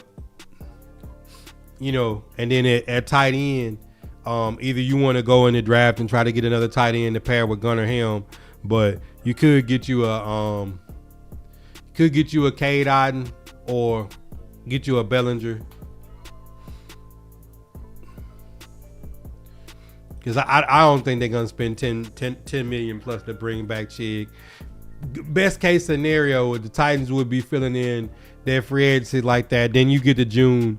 If you're able to make that move, you cut Calvin Ridley and save the 16, and you go get Zachariah Branch in the 3rd round. Like you really cooking with gas. You telling me Alec Pierce, Jeremiah Love, Chimere DK, Alec Aomaner, Zachariah Branch, Bellinger, Gunnar Helm, and then with the line with Linderbaum. But if they don't get Linderbaum because Biotis and McGovern gone, I think it's gonna be more of a situation where then Zietler come back. But you know, if the Titans is able to put some stuff like this together, that draft board becomes truly best player available. Whatever round top one, you got 4 swings in the top 100. One of them need to be this cornerback right here. One of them need to be that twitchy wide receiver. One of them need to be there. You know what I'm saying? Like, and then you could look in those day 3. You could look for some interior Indiana's center. You could look for some of the tackles that's gonna fall. You know, you can start looking at some linebackers, some safeties. I just think you can do more if you do good in free agency. And like, you know, I was surprised to see 2 times say it before earlier in the stream that with Robert Saleh, Brian Daboll, and White Cotton on the coaching staff, it's not like looking up and seeing Brian Callahan, Nick Holst, and Denard Wilson, and not being able to get the name players. I think this is going to be a time where we don't have to pay a bad team tax, and some good players will want to come play in Nashville.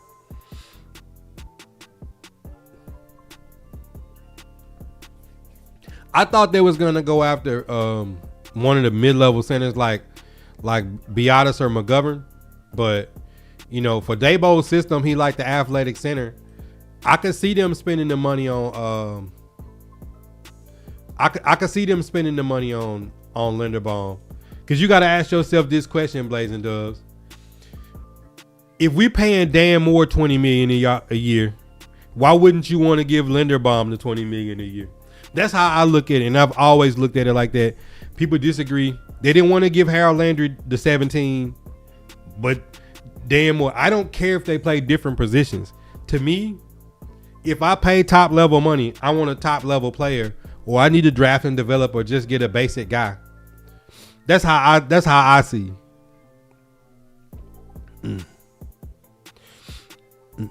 Linderbaum re-signing with the Ravens. Man, some of the money gone now. Max Crosby is a lot of money, bro.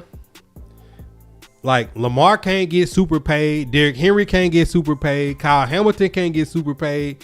You can't look across the board and be like, you got 7-8 players getting max contracts. Like, Lindenbaum wants to reset the center market. I just don't see it. Y'all just gave Mark Andrews a restructured contract and can't afford Isaiah Likely. So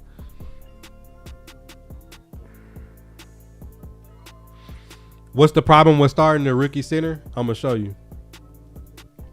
The problem with starting the rookie center is if you start a rookie center, then you got to bring back Zietler, because you don't want 2 young guys right here in the middle at center and right guard, or teams is just going to put their nose tackle, they're going to slide a defensive tackle and put a linebacker standing in that hole. They're going to be confused all game. Like, think about it. If you wanted to go rookie center, why wouldn't you just go veteran right guard and put Jackson Slater or Corey Levin in center? Why would you, like, there's no first round graded center. Probably the best center coming out the draft is probably going to be Buddy from Indiana, or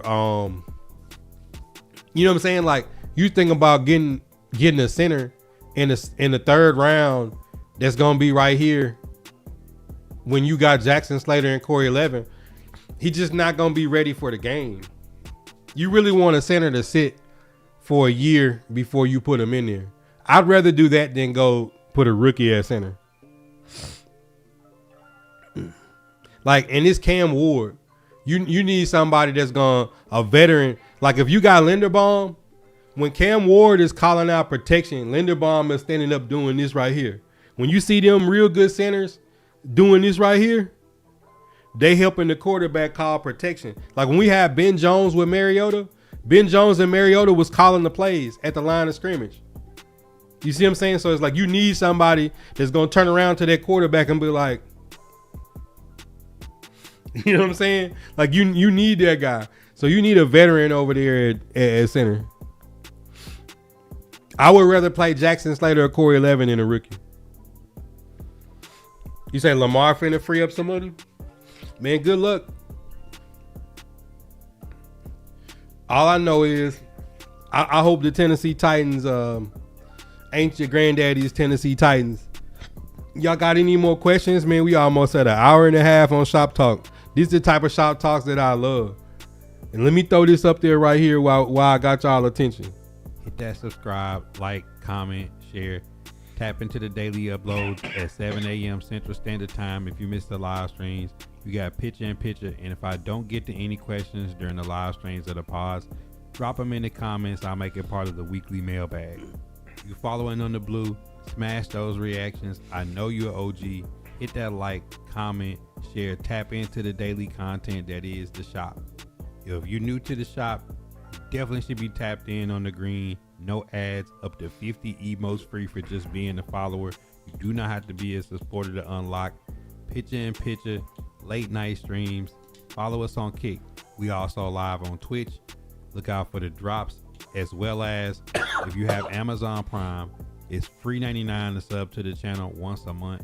Don't let Jeff Bezos stick that money back in his pocket. If you don't use it on the shop, use it on another content creator that you like. I still call it Twitter, but follow us on X. We tweet back. If you missed the daily Shop Talks, make sure you tap in for the late night cap on the purple and the green. The Discord is always open. Outside of subs, donos, and cash apps, there's also another way to support the content. That's by grabbing a trucker hat, a bandana, hoodies, the classic barbershop, Vibe Nation, right out of the official merch store on Tactic, formerly known as Geeks Unleashed. Code Buddha at checkout to get any cheaper or draftable DTs. I think we're gonna get John Franklin Myers and bring back Sebastian Joseph Day, Lee Hunter, Tim Keenan, Matt Donald from Ohio State, Peter Woods, Clemson. It's gonna be some really good DTs in the draft. So I think like Clemson Woods is gonna surprise somebody and go high. And I think Lee Hunter is going to be a strong pick for somebody. What I think we do it for, I think a lot of that, I've been going over that the whole stream. But if you look at the Titans roster, what happens tomorrow is something big to do with what we do it for. So, like I said, if we get Alec Pierce and Linderbaum and John Franklin Myers tomorrow, if we pick up like Bellinger, Nashawn Wright, Josh Williams, bring back Baker Jr., Udo, Levin. It might shock some people and go out and get Tremaine Edmonds or one of these linebackers to be the Fred Warner role. If things like that happen in free agency, and then the Titans do cut Snead and Reed and add another $20 million to their cap, all those people I said could be signed and the Titans would still have like $40-50 million in cap. If that type of stuff happens and Alec Pierce is on the roster, you're not looking at Carnell Tate at 4. You know what I'm saying? If the Titans is able to add John Franklin Myers and they land some corners, and people been talking about Pinnock and a few other unheralded DBs that's gonna fill out the roster. You start adding some guys like that, Titans are being in real position to take Jeremiah Love at 4. They won't be just forced to have to take Ruben Bain, Arvell Reese, Ruben or Bailey. They won't be forced to have to take a receiver. If we got Alec Pierce, the receiver in my eyes, I have my eyes on would be Zachariah Branch. That's in the 3rd round. If Zachariah Branch was the fall of 66, I would be happy. The Titans, if they're able to get 2 veteran corners and bring back Baker Jr., could try to wait on D'Angelo Pons or Keontae Scott or Dalen Everett. You know, like they could do a lot of different things based on what they're able to do tomorrow starting. Nah, that was the brother that came from the Eagles in the Kevin Byard trade. He was a safety. We cut him so fast. I mean, Craig, if you added Tremaine Edmonds to play the Fred Warner role and had Tremaine Edmonds and Cedric Gray, you can move Cody Barton and have James Williams behind them. Like, then you talk about day 4, like Perkins out of LSU, one of those type of linebackers fall down, or Lawson from Alabama, like falling to day 3 in that 4th round, because we're gonna have like 4-5 more picks in day 3. Like, Titans could put themselves in position where them day 3 picks is like interior linemen, safeties, you know what I'm saying? Like, just best player out there, linebackers, like people that's gonna be football players. Yeah, tomorrow is a lot for the Tennessee Titan fan base. It's gonna be how strong are the connections that Bergonzi, Robert Saleh, White Cotton, and Daboll got. Tomorrow we'll see how strong their connections is.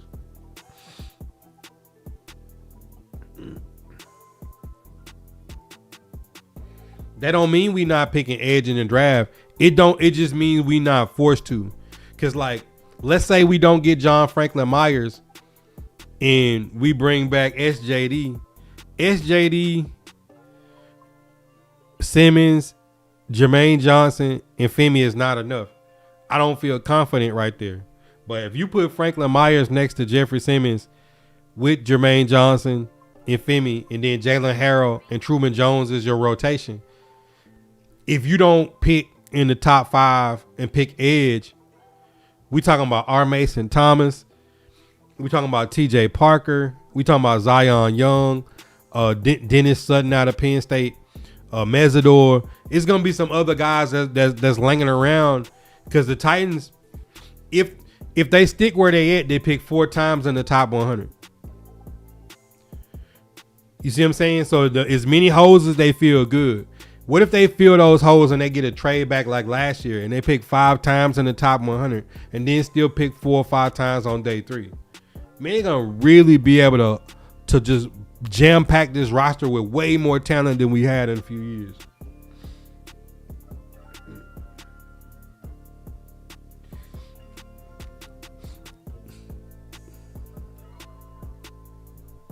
I don't think edge is good.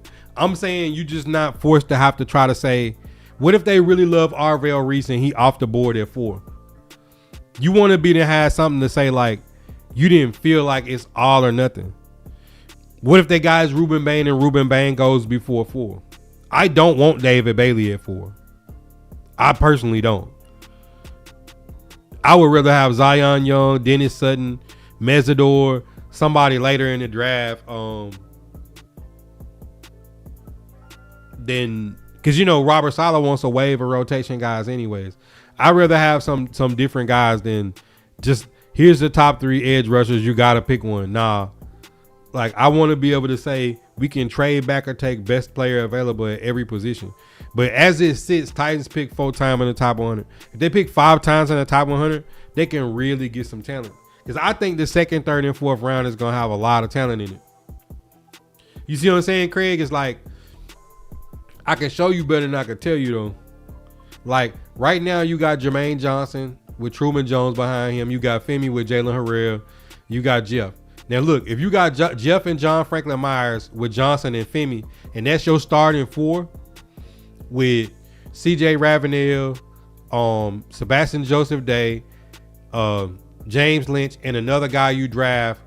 Like let's say you got this group, and because you didn't pick one, let's say you took Jeremiah Love with the 4th pick overall, but you did have Alec Pierce. Then you saying, I'm gonna get one of those twitchy receivers at pick 66 or 101.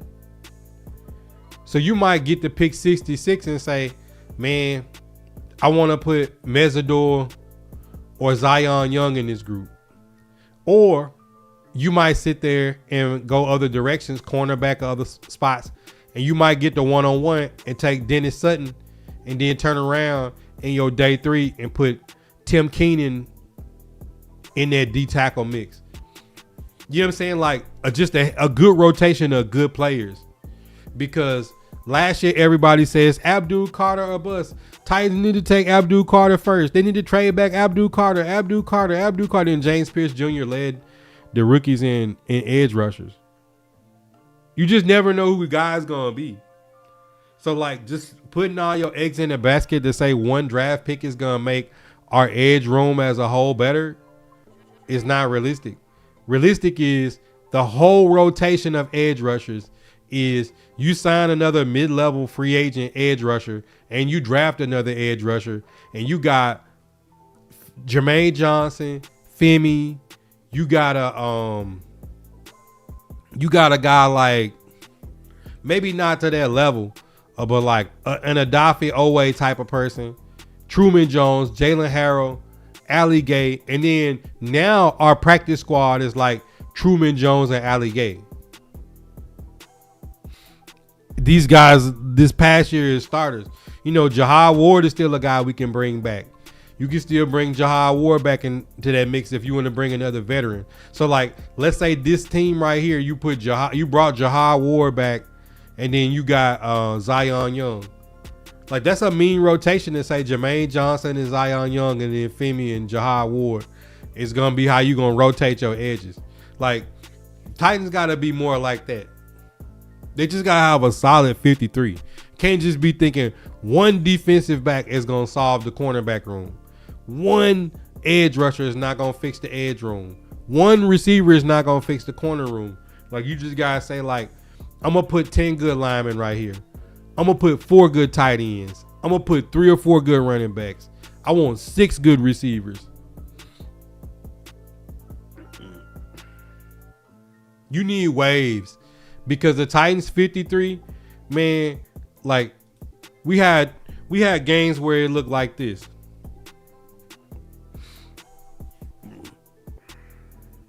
Man, what's the I can't even think.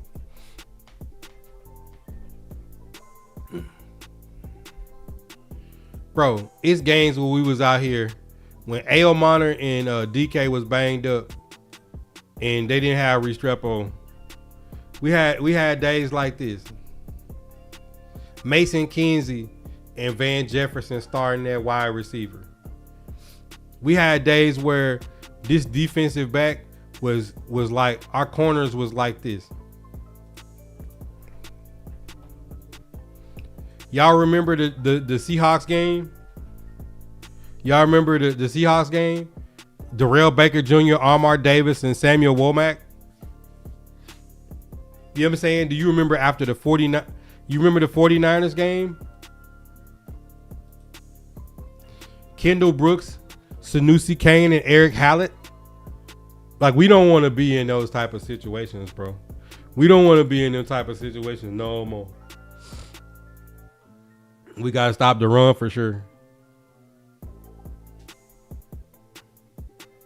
I don't want to pay 2025 for Wan'Dale. I wanted Wan'Dale at like 15 to 18.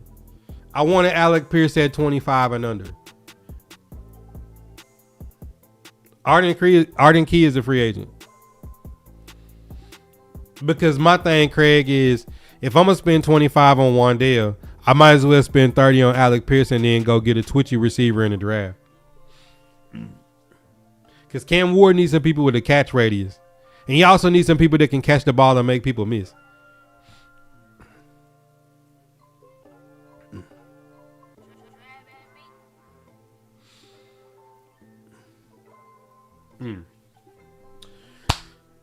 Well, that's been an hour and 40 minutes on Shop Talk, y'all. I'm finna switch over, take a little short break, and then pop on some Fallout. We can still talk football, but I always have to set a stopping point that I could go back and cut for this to be uploaded on the YouTube tomorrow morning.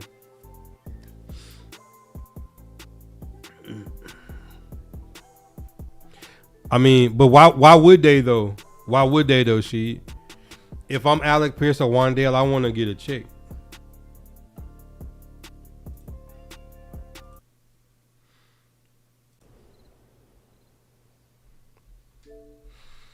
Why would you though?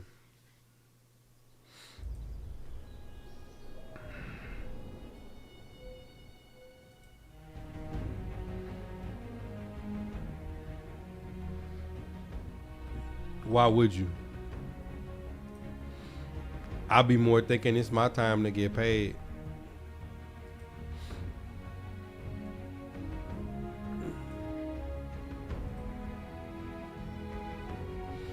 I'll be more thinking it's my time to get paid. I ain't taking no pay cut.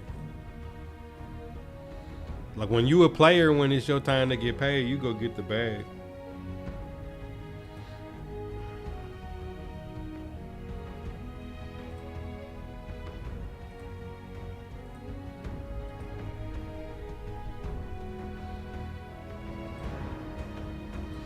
Hey, how many of y'all was in here to watch me crash out on Fallout the other night? Boy, Hugo had me so mad, bro. I had ran out of bullets and armor and all kind and stem cells, bro. I was like, Hugo was kicking my ass, bro.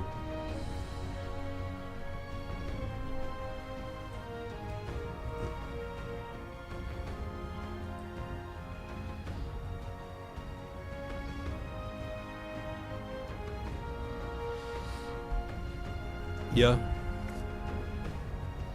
I mean, I could see that. Somebody wanting to come where it's less taxes.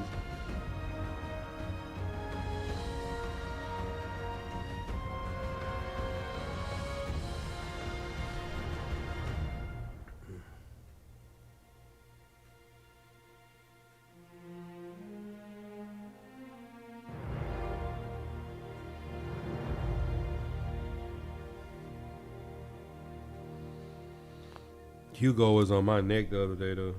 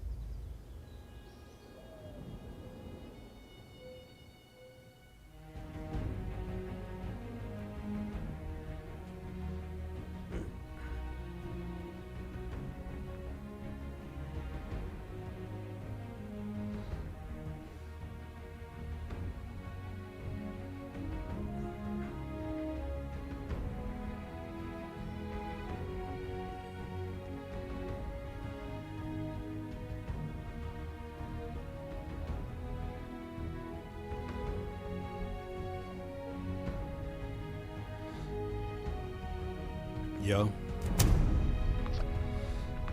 Boy, I ain't gonna tell y'all, man. I've been back on my eBay grind. If y'all don't know, I used to be a big into eBay. Not one of them mega people, but pretty solid. Like I think I got like 60 items on there now. Bro, your boy been on the jug. Do you hear me? Boy, I didn't turn back into a reseller, bro.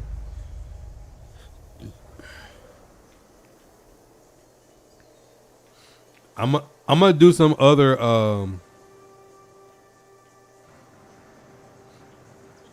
gonna do some other challenges. Then I'm gonna go back to Hugo. I'm gonna do some other challenges first though. I gotta get my weight up before I deal with Hugo again. Hugo gave me the business, bro. I ain't gonna hold y'all. Hugo, he put hands and feet on me.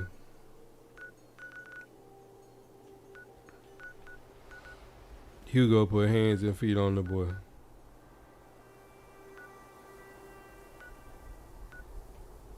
Yeah, we're gonna leave Hugo alone for a minute.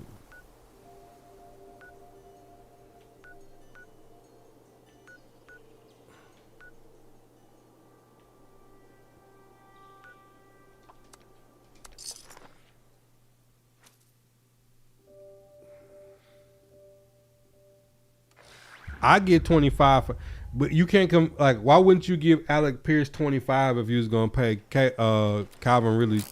If you was gonna pay Calvin Ridley, if you was gonna pay Calvin Ridley 28 million this year, why wouldn't you give Alec Pierce 25? Like that. To me, that's where your logic got to come in. At you gotta say like, why would I be saying I don't want to pay Linderbaum 20 million when we giving 20 million a damn more? You just don't need to give 20 million a damn more. You need to give 20 million to Linderbaum. That makes sense? To me, that's how I see it. If the player is worth it, you give them the bread. If the player ain't worth it, you don't give them the bread.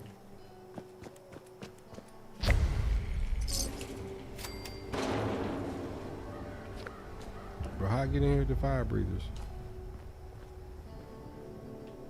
Trying to join y'all. What's up?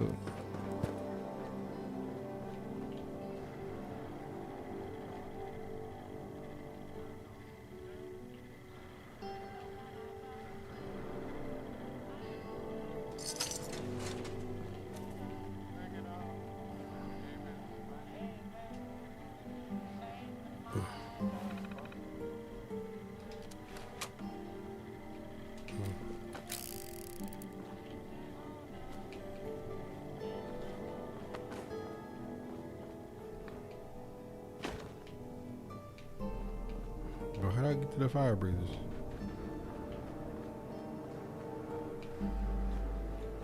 Man, these people in the post-apocalypse be bugged out.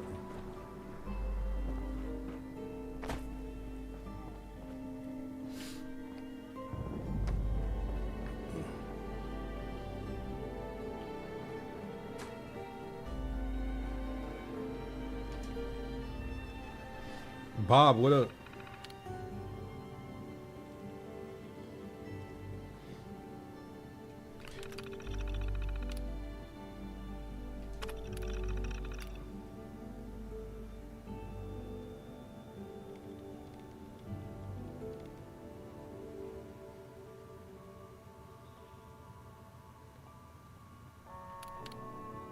You need any help?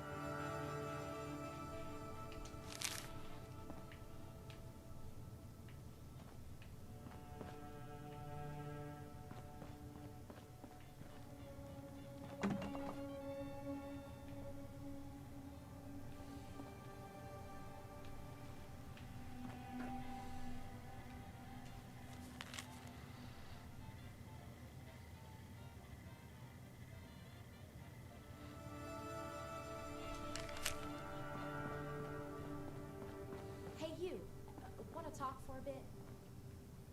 No, I don't want to talk.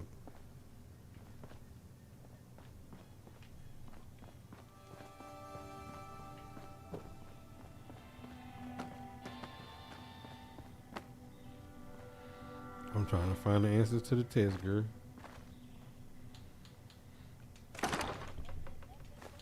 Overseer's log, Charleston Fire Department. Automation used to define life in West Virginia. Now it's the only thing left. These training programs that the responders have set up. How many survivors were running through these? It takes a certain calling to voluntarily run into the middle of a fire. Rescue people. Looks like they kept up that spirit. Even as the dangers changed. You don't mind if I record? You're Captain Melody. Don't need my permission. So how's it look out there, Hank? Well, I found some more survivors. Started shooting at me the second they saw me. Good luck Like with the your rest. training. Applicant. Sounds about par for the Will course. indicate fire Like there's not a breathers. mind stuff a mouse player. Get Anything else? Ash is piling up faster than we expected. But going by the maps the earlier teams did, it at least doesn't seem to be spreading anymore. So, we've only lost Welsh, Beckley, Lewisburg, and everything around them. you Blessings, know I the drill. suppose. Buy and Oh, sell. and actual good news. Hand mining. Ha! Been a long time since I've heard good news and hand mining said back to back. No kidding. But that excavator armor they made ruined the company. Fire Rumor is breathers it's tough as are nails, and they concealing still got the plans on the site. Could you imagine what a patrol would be like if we could figure out how to make those things? Daytime. Yeah, locals would hopefully be a lot less inclined to shoot first. Bingo. You give me a day or two. I can head back down there, see what I can do. No, Garahan can wait. He need rest. Head up to Morgantown. That excavator armor'll still be there. Now go.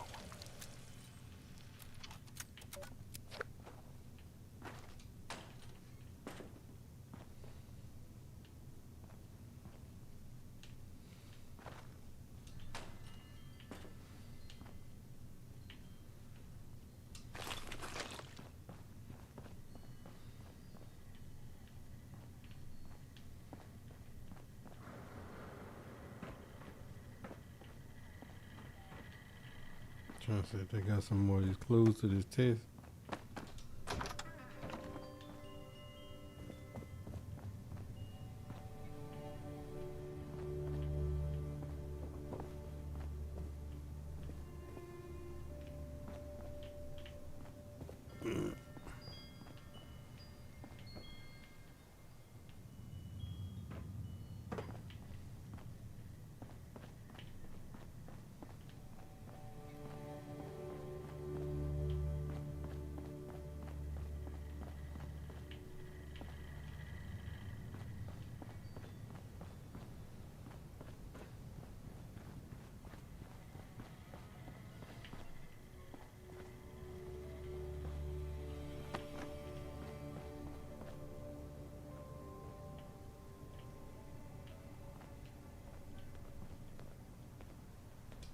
Are you here to become a fire?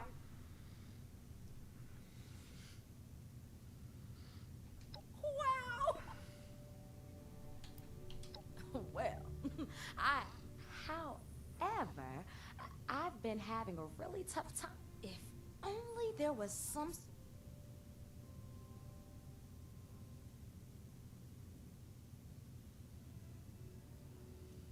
Oh, oh, that's very. I don't want to be out on the field taking on the scorch without any day now, though. You'll be caught. Oh, you should take this, though. It won't be doing me any good while I'm stuck in here studying.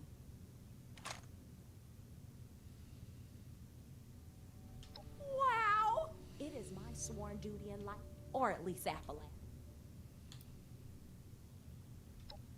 They all gave their lives fighting against the Scorch. Bless their soul. The best way to pay respects is to continue their mission. Oh, boy! They're only the most elite team of responders out there. Whatever you need to know. No worries, friend.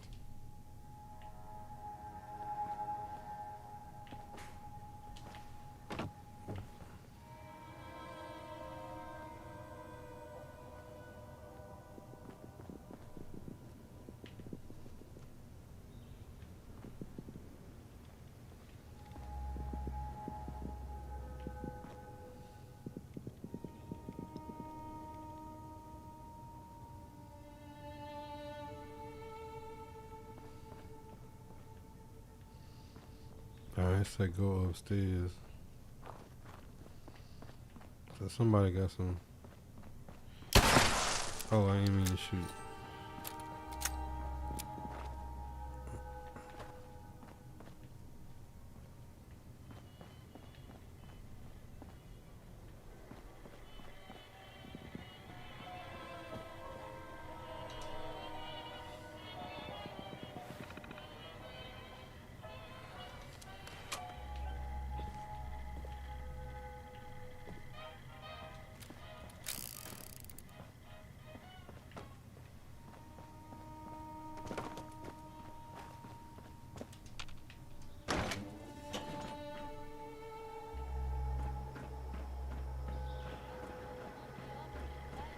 Replacement study.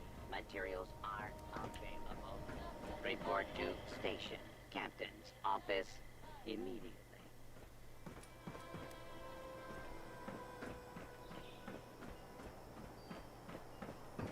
Who got the answers to the test over there?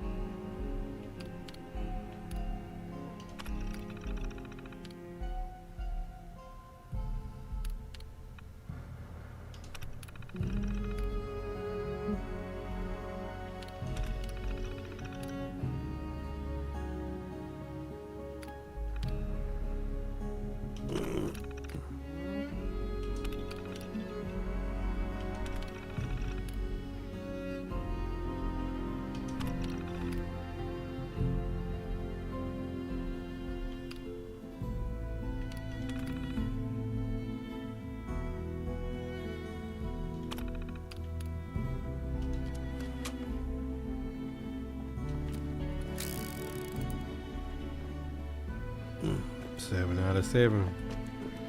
Perfect score.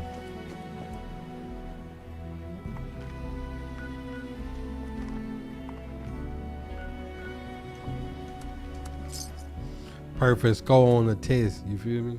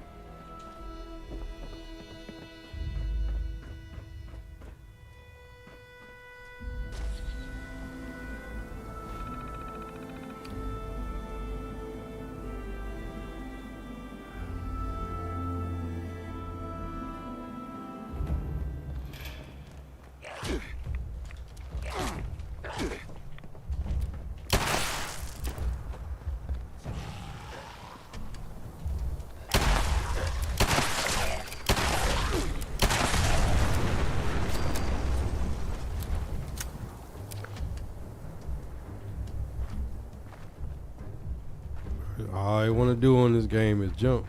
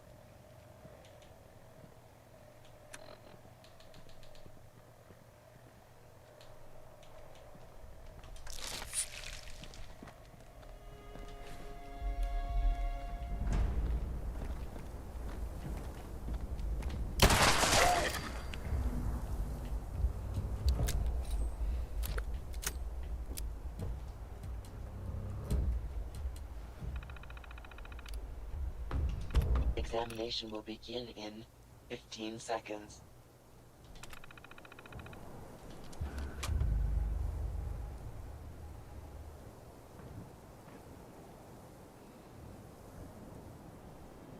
Exam initiated. Activate initial checkpoint. Checkpoint activated.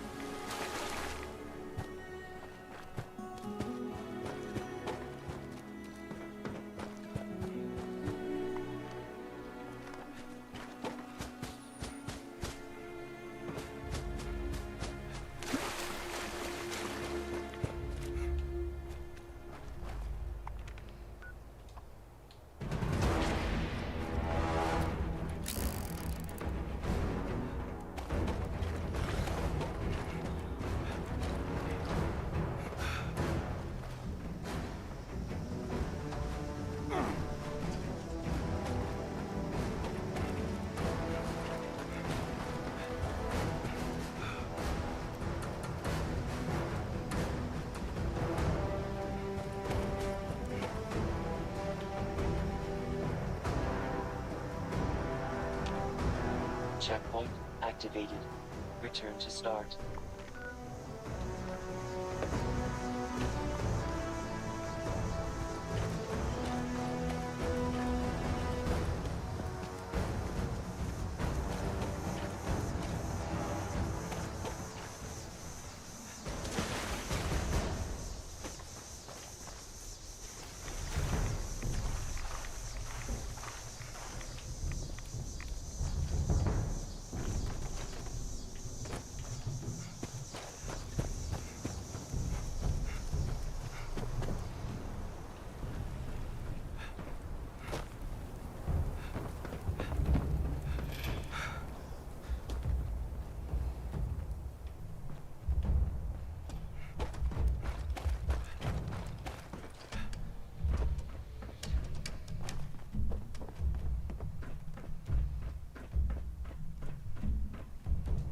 Congratulations, applicant. Please access terminal to initiate final examination briefing.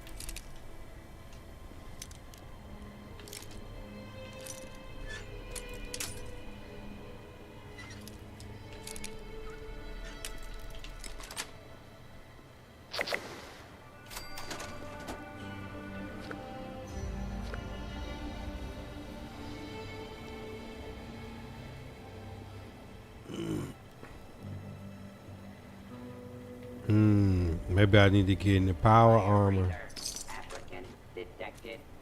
Kit ticket issued. Please collect your gear.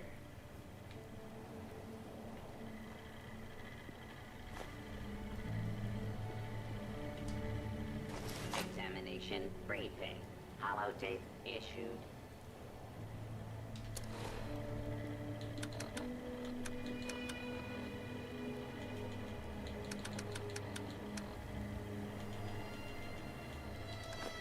Use of deadly force. Welcome, recruit, to your final exam. I'm Hank Madigan, fire breather lieutenant. Exam simple. Reach the bottom of the mine, hit the emergency beacon down there, and come back up. All you gotta do is survive a little slice of living hell. All the scorch that call it home. And I get this is extreme. But we need to know if you can hack it before you got half a dozen other people counting on you.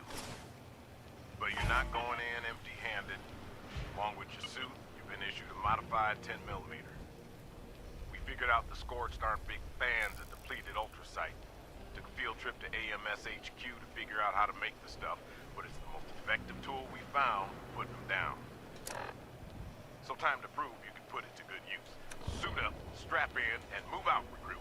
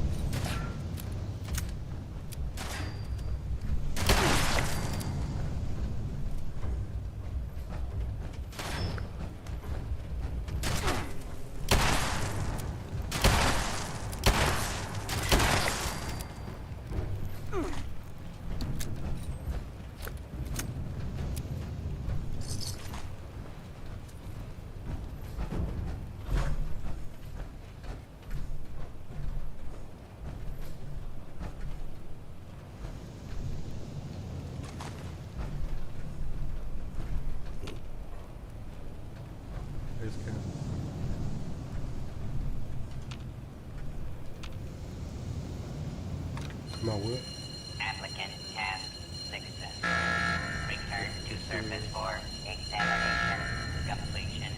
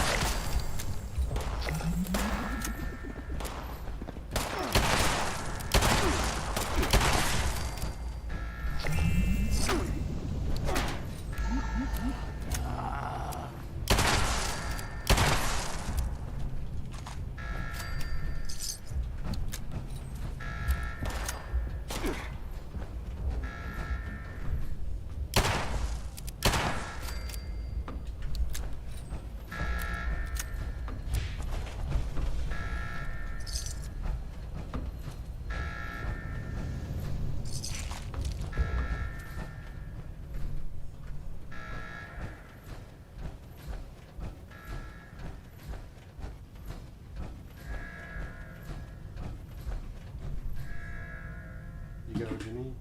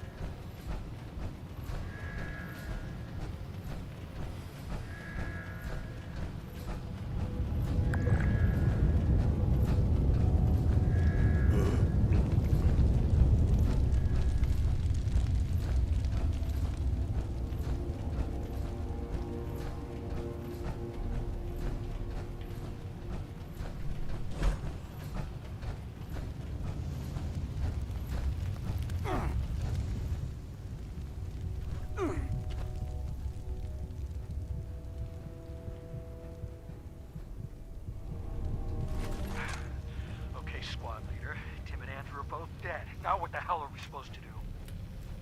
Shut up, Sai. She's recording. Entry 2. We've lost Timothy Wolf and Andrew Rhodes to a swarm of Scorched. And the rest of us barely made it past them alive. I'm beginning to think Melody Larkin may have underestimated the difficulty of this exam. You're damn right she did. This is suicide. Well, the hell with this. I'm going back. No, you're not. You're sticking with us. Why? So we can get picked off one by one until we're all dead? No way, not me. You know what, Sai? You've been acting like a coward ever since we started tackling the Scorch at the farm. And now, Tim and Andrew are dead because of you. What the hell are you talking about? I saw him, Max. When those Scorched pushed through the tunnels, they came at us from all sides. Tim and Andrew were holding, and they told Sai to watch the back, but he didn't. He ran away and left their rear flank wide open. That's what took them down.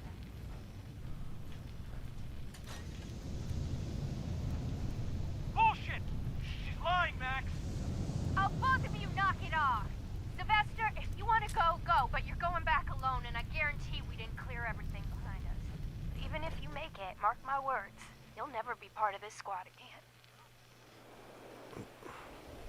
Fine. To hell with both of you. I'm out of here! You're seriously letting him go? Yeah, Rita. We're better off without him.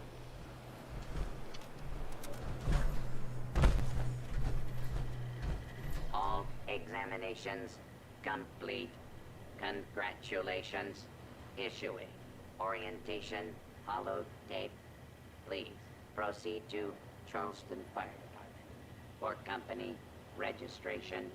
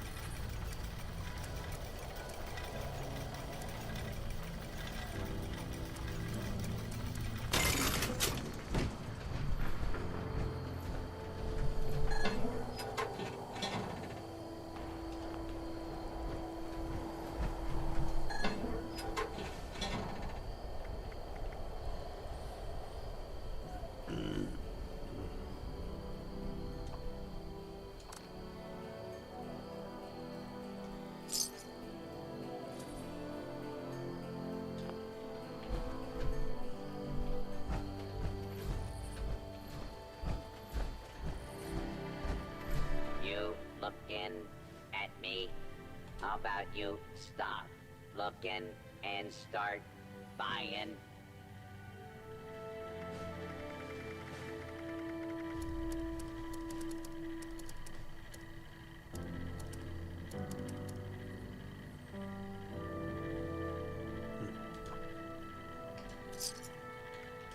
Please don't stab other customers while they shop.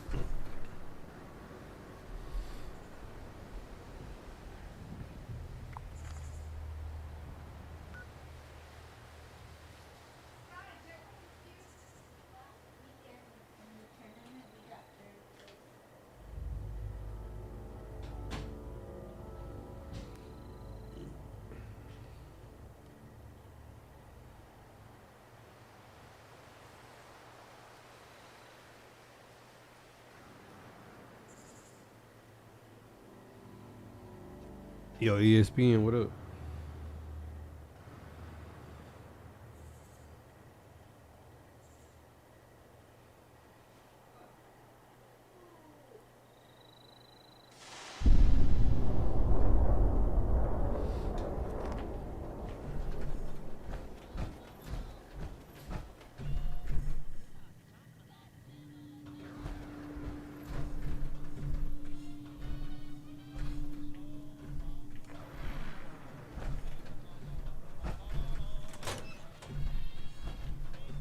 Bro, I don't see no way it can fix this shit.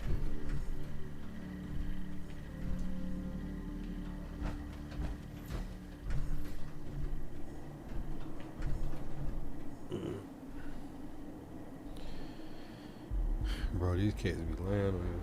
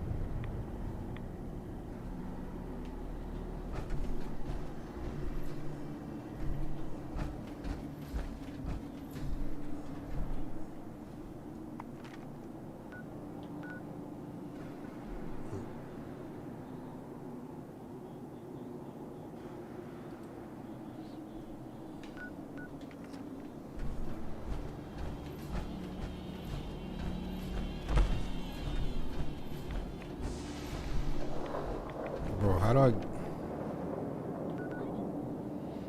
Where can...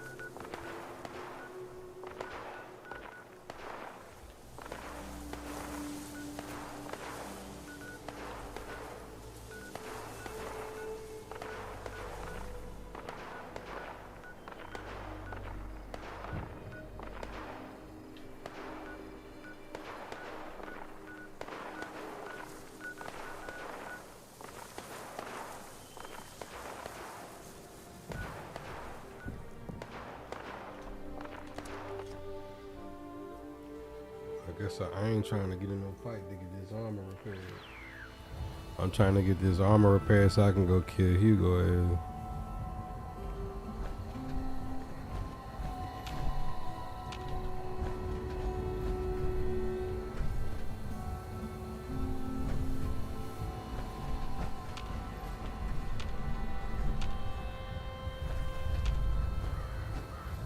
Or could I not get back inside 576?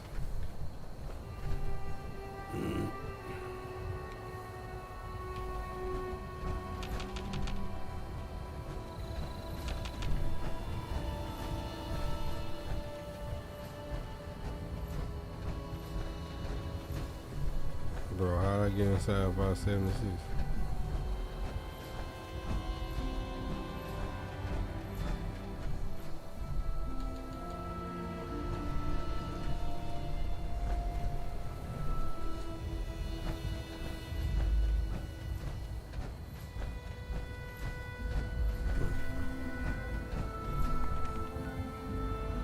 I mean, it's gotta be somewhere you can repair your armor at.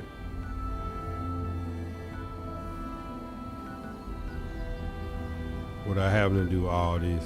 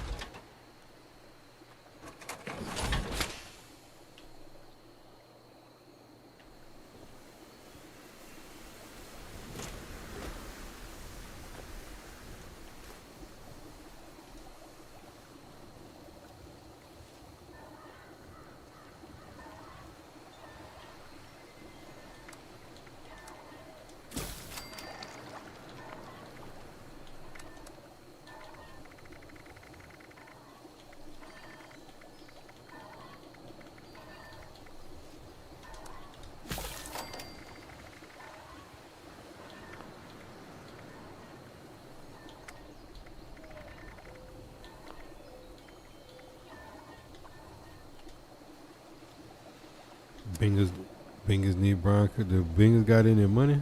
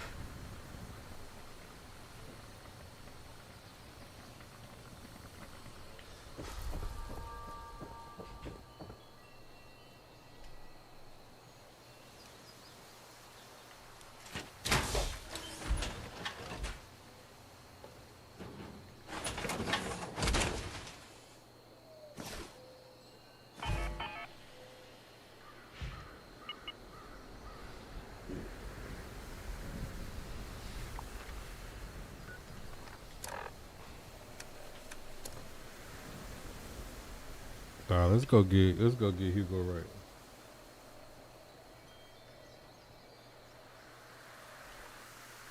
Upload, yeah. I started watching it and then my wife didn't like it, so we had to cut that thing out of there. Seemed like it was a little bit older for sure.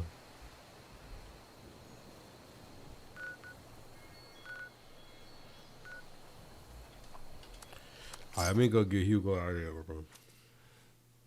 Boy, if Hugo kill me today, bro, I'm really gonna be tight.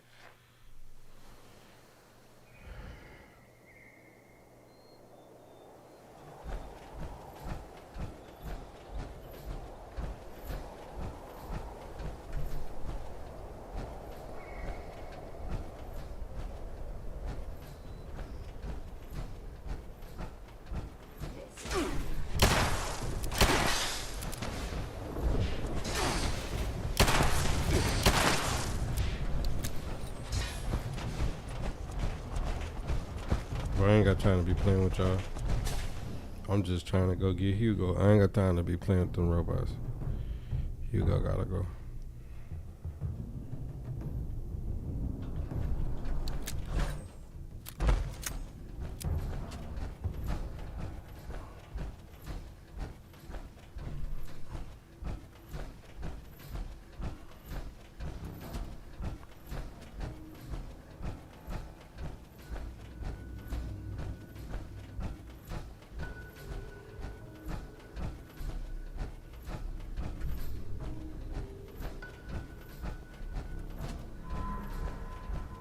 My friend! Schön, dich wiederzusehen. I apologize for pulling the wool over your eyes early, but I should warn you. I recommend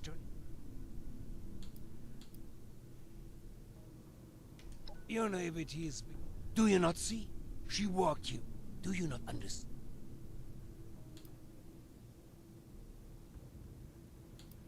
What would you know? How can you begin? Months ago, I ran this machine. The results... They stole me.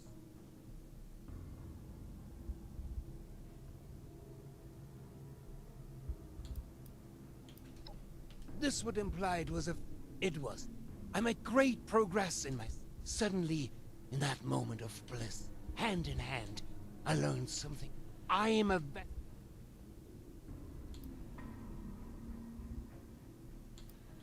You're right. For months, I knew it. To teach our... patrol. So, now...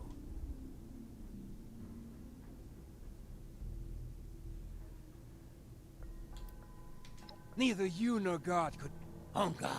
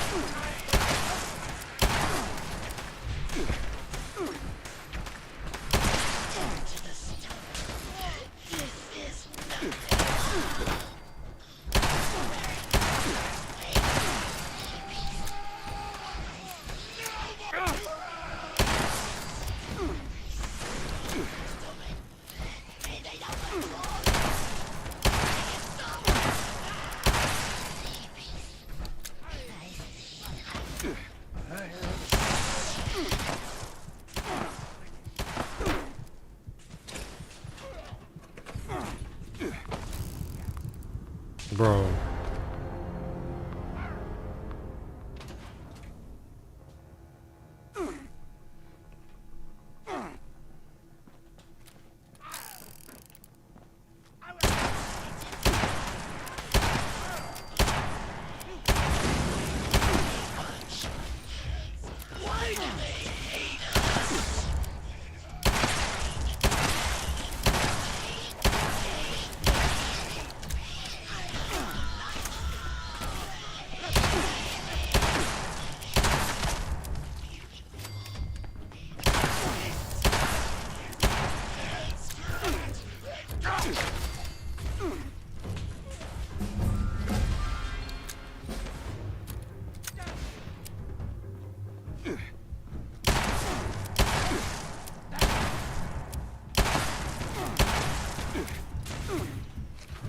Bro, this nigga staining me.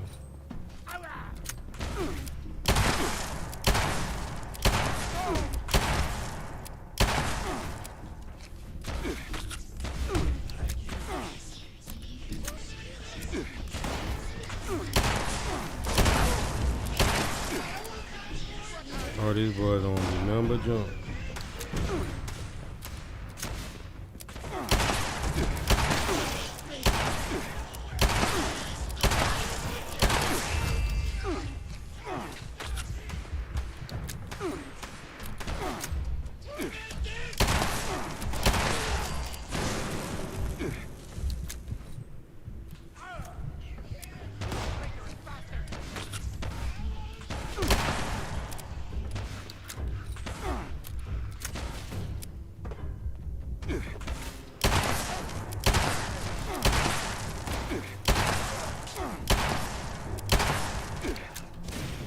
I gotta jump because he can't do nothing with me.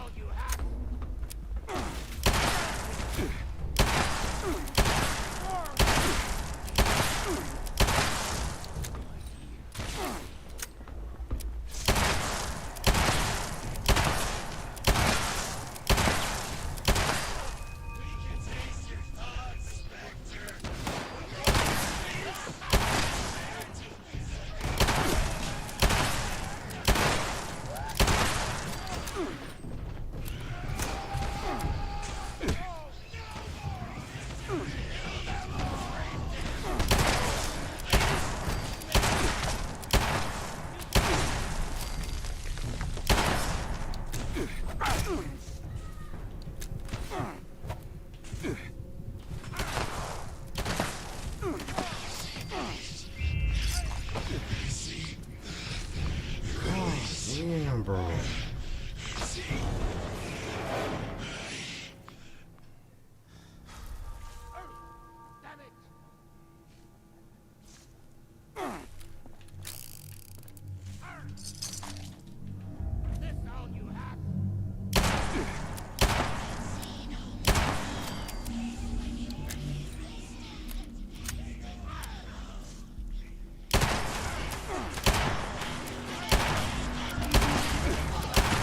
All y'all know to do is just jump, bro.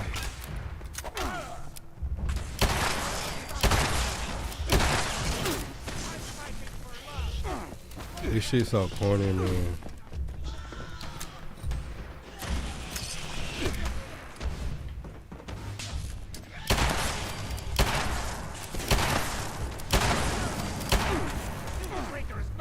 And he don't die. I try not to be frustrated playing this shit, bro. I ain't never seen no game put like a final person like this. And you gotta fight like all his homeboys, and he don't want the ones with you.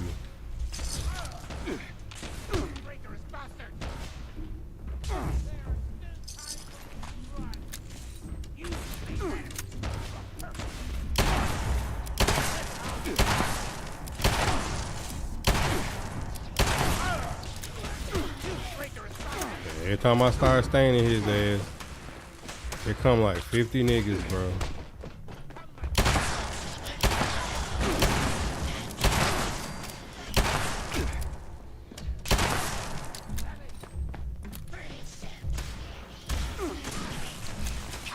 Oh, there's never been a more corny final boss than this, bro.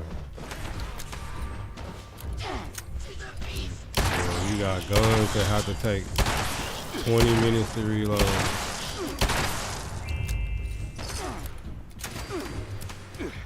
I'm really not even fighting him, I'm just picking up bullets right now.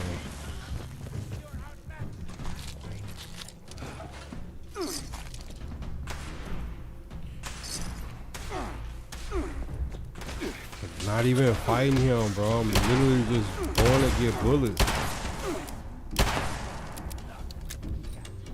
This shit lame as hell, bro. And start beating his ass and start spawning niggas in here to fight me, bro. They literally not doing nothing but taking bullets from me.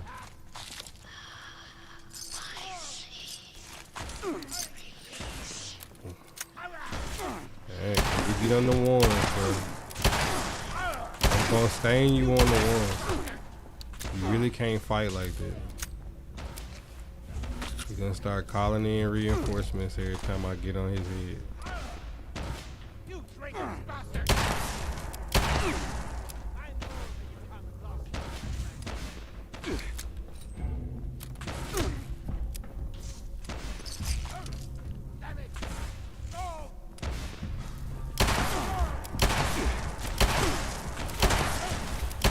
Staining your stupid ass.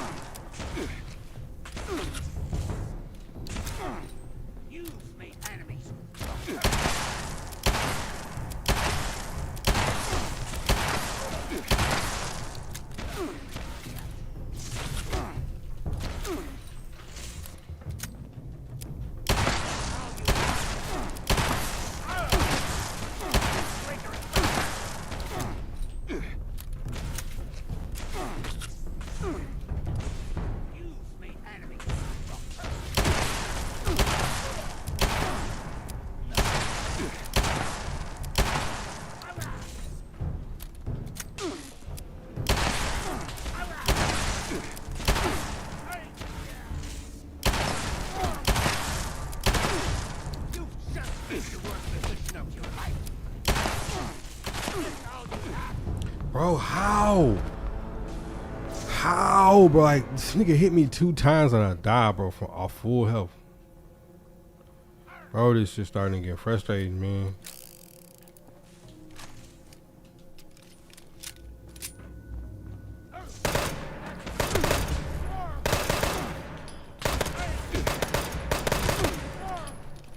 And these guns be too weak right here.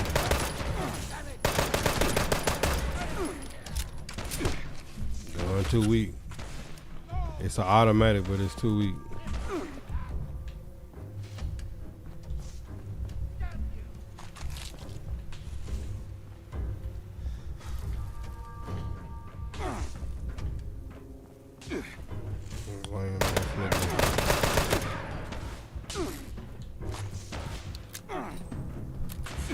And you don't get no more bullets because you didn't already use them on this weak ass nigga.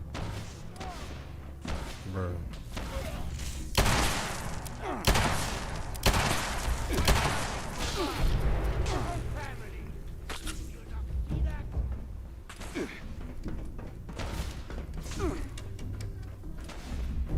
Bro, this shit corny as hell.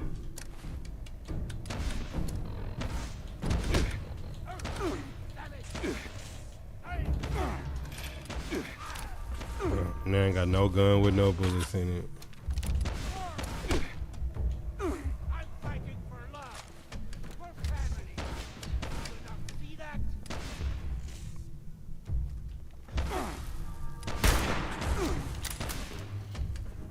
I got 168 of these. This shit, bro.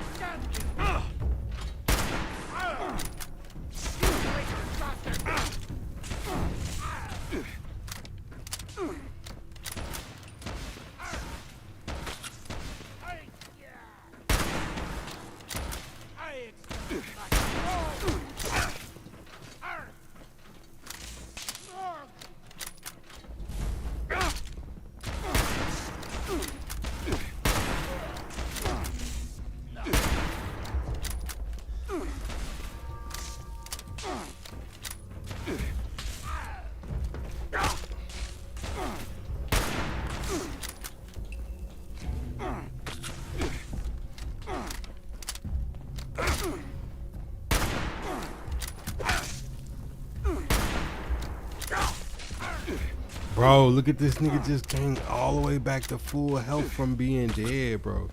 This game is fucking stupid.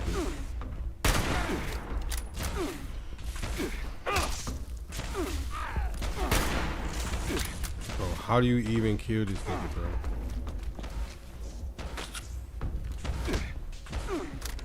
I've never seen nothing so stupid in my life, bro. I really haven't.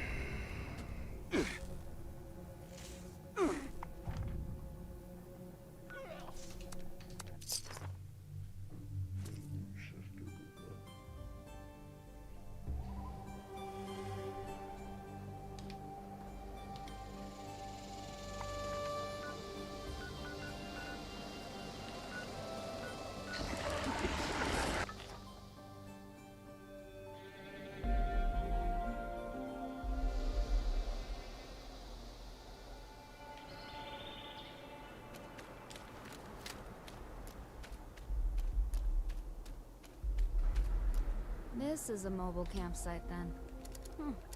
Fascinating. Definitely useful.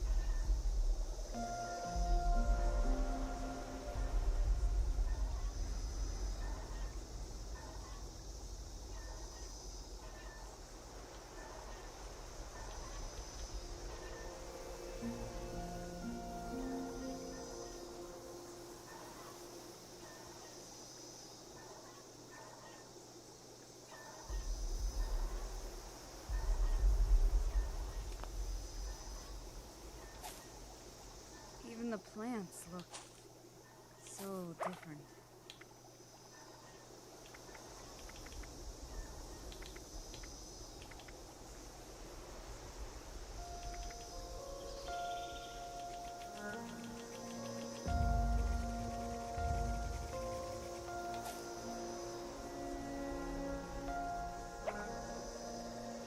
Man, KT, you wrong.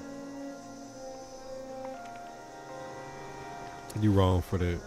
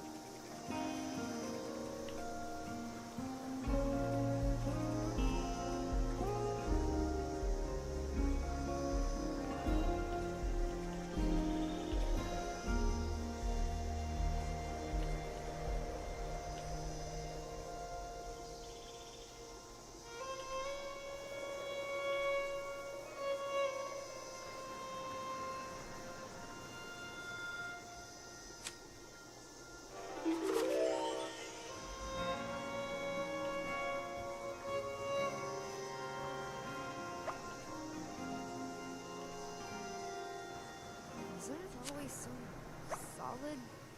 It feels so weird.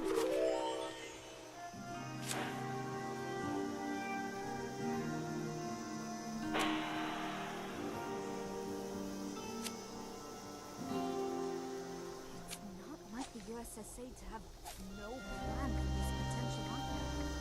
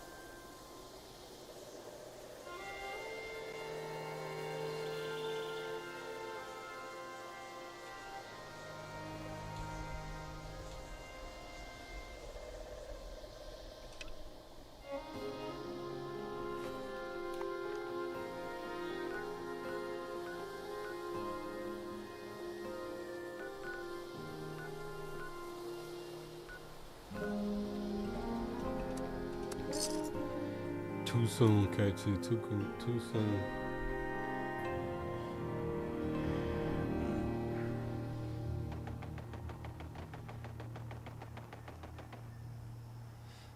All's fair in love and war.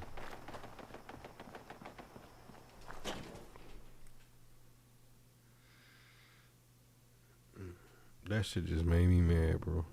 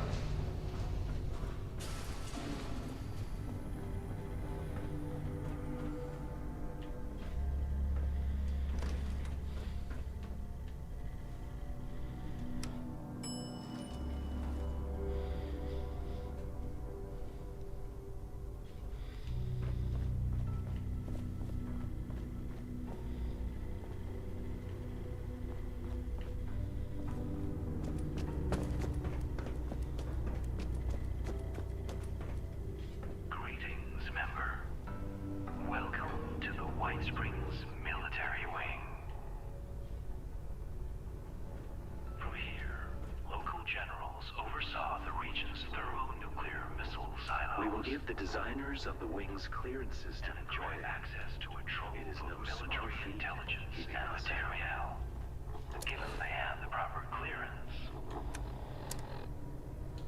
Disappointingly, however, the military clearance systems were specifically never integrated with our own. An egregious insult, in our opinion. This means, unfortunately, that to gain access to these lovely tools, you'll need to earn your clearance by attaining the rank of General. You'll need to register with the bunker's promotion system. It will track your actions via the COVAC and issue commendations for acts it deems of merit. Accumulate enough and you'll be promoted to the rank of General and granted access to the region's nuclear silos. And while we're unable to promote you directly, we can help. The facility had an old military operations system we managed to get our claws into. I have to skip this bullshit. We can now issue commendations of our own. If you help us, that is. All you need to now is access any of the military systems terminals against the back wall to start your rise through the ranks.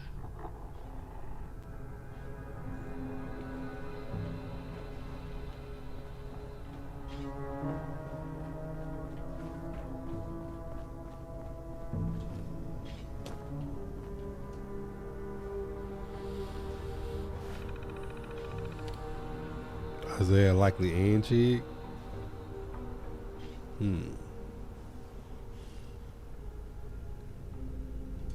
Promotion system engaged. Welcome. Private. Accessing bunker records for previously completed support operations.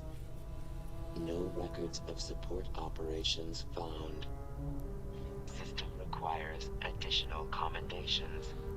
Valid acts include target elimination operations, bunker support operations. Completion of tasks will result in immediate issuing of commendations. And AJ Brown? Hunting.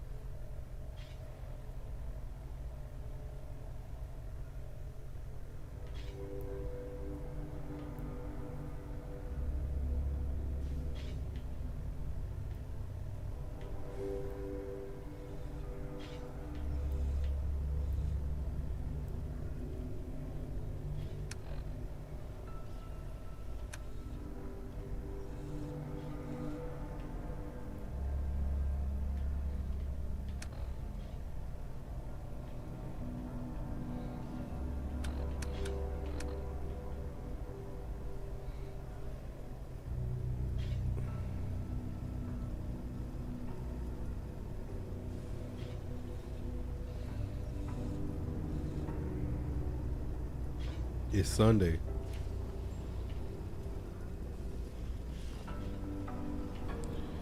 No real reason other than it's Sunday.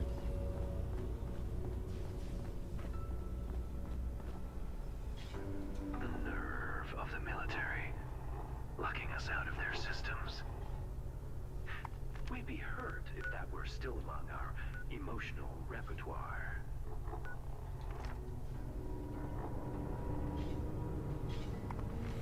Alright, where do I get these damn accreditations at? This shit's stupid.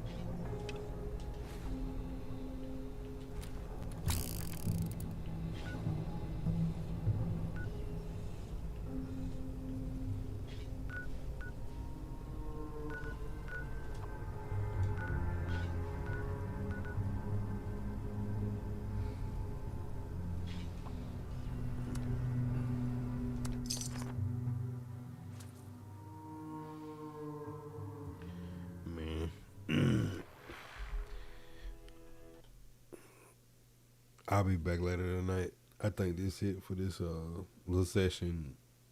I can't kill Hugo. I gotta go rank up a little bit, and I'm depressed from that. But all right, y'all, man. God first in the chat. I'll be back.